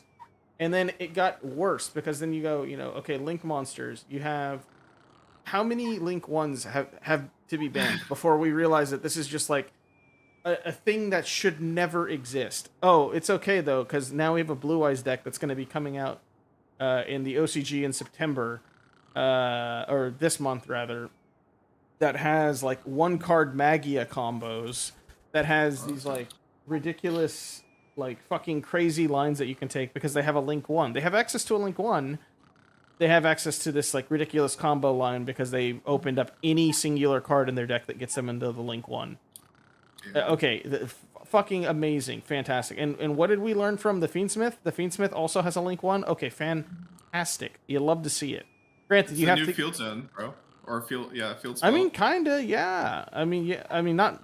I don't know. I say kinda, but like, obviously, I'm being a little, silly about it. I'm being hyperbolic. Okay. Thank you. I'm being hyperbolic about it, but like that, it kind of is the thing though. Is like you have all of these 1-card combos that just like pop all the way the fuck off, and it's like, well, why? Well, it's because they have access to this extra deck that like just gives them either search cards or adds cards from the deck to the hand because you link summon to Link 1. You link summon to Link 2. Yeah, you link summon the Link 2 for Closed Goddess. And like people were saying like, oh, Closed Goddess needs a ban. Closed Goddess needs a ban. It's like, excuse me? Closed Goddess needs a ban? That's the take here? Okay, cool. Closed Goddess gets banned, so you don't have a Light Fiend Link 2 generic. What happens next? Okay, now what we do is we pivot onto the Gen card, the rank 3 Mellow Melody. Yeah, Mellow Melody, the Brass Djinn. It is the only rank 3 Fiend Light monster. Or it's the only, I think it might be the only Fiend Light XE that is generically available to anyone. So now, with your Terror Top that has just been recently put to 3, you now Terror Top into Takatomborg into your Light Fiend Exceed monster, and then combo into your Link 1, and then go from there. Congratulations, you have banned 1 card so that you can either. Oh, I guess you could do it with Exciton Knight as well. Exciton Knight and Mellow Melody. Those are your 2 options. But Mellow Melody is probably the better pick because it's a Link 3, and you can or rank 3 rather, and you can do Takatomborg Terror Top. But it's okay though because it gets you into Requiem, which gets you into the rest of the combo. So I don't know. I'm still workshopping it. I've got plenty of work to do on that script before it's even ready for recording, and then I'll go from there. I did find it funny though. You guys were talking about you put gameplay in the background of videos to make people watch. I don't know. I put I put time lapse videos of streets in Korea in my videos, and people seem to really enjoy that It's because it's just like something to something. watch. Yeah, because I think what a lot of people were, a decent amount of people are doing now, are like they're listening to things while also doing something. So like it's kind of the same same feedback loop. I guess, yeah. Because like I usually whenever I listen to anything, I'm just doing something else generally. Like I'm just like playing this game or whatever. Yeah. I don't know. But yeah, I want that my could also videos just to be snappy. I want people to watch them. So for sure. I'm happy. I'm just happy that people are actually watching the videos and hearing. Anytime anybody's like, "Oh yeah, like I found this video without you sharing it," I'm just like, "Yes, thank you. That's That's a big awesome. help. What a good feel." Yeah, hopefully it keeps on coming. Or did Man and Moon say anything by the way? I don't know. If you guys Nah, talked to not yet. I'm still waiting on hearing back. Hopefully, eventually. I don't know. They said I'm letting they're you still yeah. interested. I'm like, all right, like I would love to. I'm waiting. So we'll see. Even if they don't, it's all right. Like I've got other videos I'm working on. Obviously, I've got 2 videos scripted or 1 video already scripted that I'm like trying to figure out if I really want to work on it. It doesn't seem like it's. It seems funny enough, but I'm like, eh. But the other one, Just like considering it. yeah, it seems good. It seems good enough. But the other one that I want to work on is one that's a much more timely video, especially right now. And so I'm just more interested in like trying to see exactly how quickly I can get to it.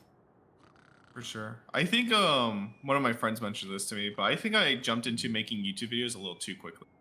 Probably. Yeah, I think I accidentally like burned myself a little too much, and probably should just kept it just like went slow on it. Yeah, I mean, even for the YouTube videos I put together, like early on, I really did. I have like videos hidden. Obviously, there's like videos I will just people will never see, but like the videos I put together for like the League of Legends videos, those weren't exactly like immediately back to back kind of deals. It was just like all right, I'll put them, I'll put them out as I make them. Take some time. Let me see what's the different time span, but April to May, so it was like a once a month kind of deal. That wasn't too bad. Nowadays, I guess. I mean, I'm still not even remotely consistent, but I was doing one every 2 weeks for a short stint of time, which is kind of cool. Very short, like 4 or 5 videos, but even that's like way too consistent for me. I aspire to be consistent, but I know that it's a fucking losing man's game, unfortunately for me. I just can't. I can't put out content that quickly, especially whenever I'm trying to like have like a purpose on some of it. For sure. Yeah, definitely. I definitely should have focused more on not just pumping videos out. Yeah. Just make videos I care about more. January 15th, January 22nd, and then March 20th, March 31st, April 20th. Okay, here we go. April 20th, June 9th, June 23rd, July 27th. That was a 1 month, and then August 11th was another 2 weeks. So yeah, I don't know. I had a couple of 2-week stints that kind of worked out nicely. At this point, though, now I'm about a month out of my previous one, and I don't know. Like I said, I have some ideas, but we'll go from there. Yeah, hopefully they work out, or I imagine they will. Yeah, hopefully. That's the hope. I don't know. End of the day, it's just YouTube, baby. Nothing too serious. Just the YouTube algorithm. True. Post a video, it's 0 traction, and then 4 weeks later, boom, explosion. It's like, all right, cool. Do you do tags in your videos? Like, I do, but I don't think it fucking matters. I genuinely I didn't do them on like the Flesh and Blood video, and I think it did fine. I'm gonna close this out real quick. 1 sec. So that is it for this one.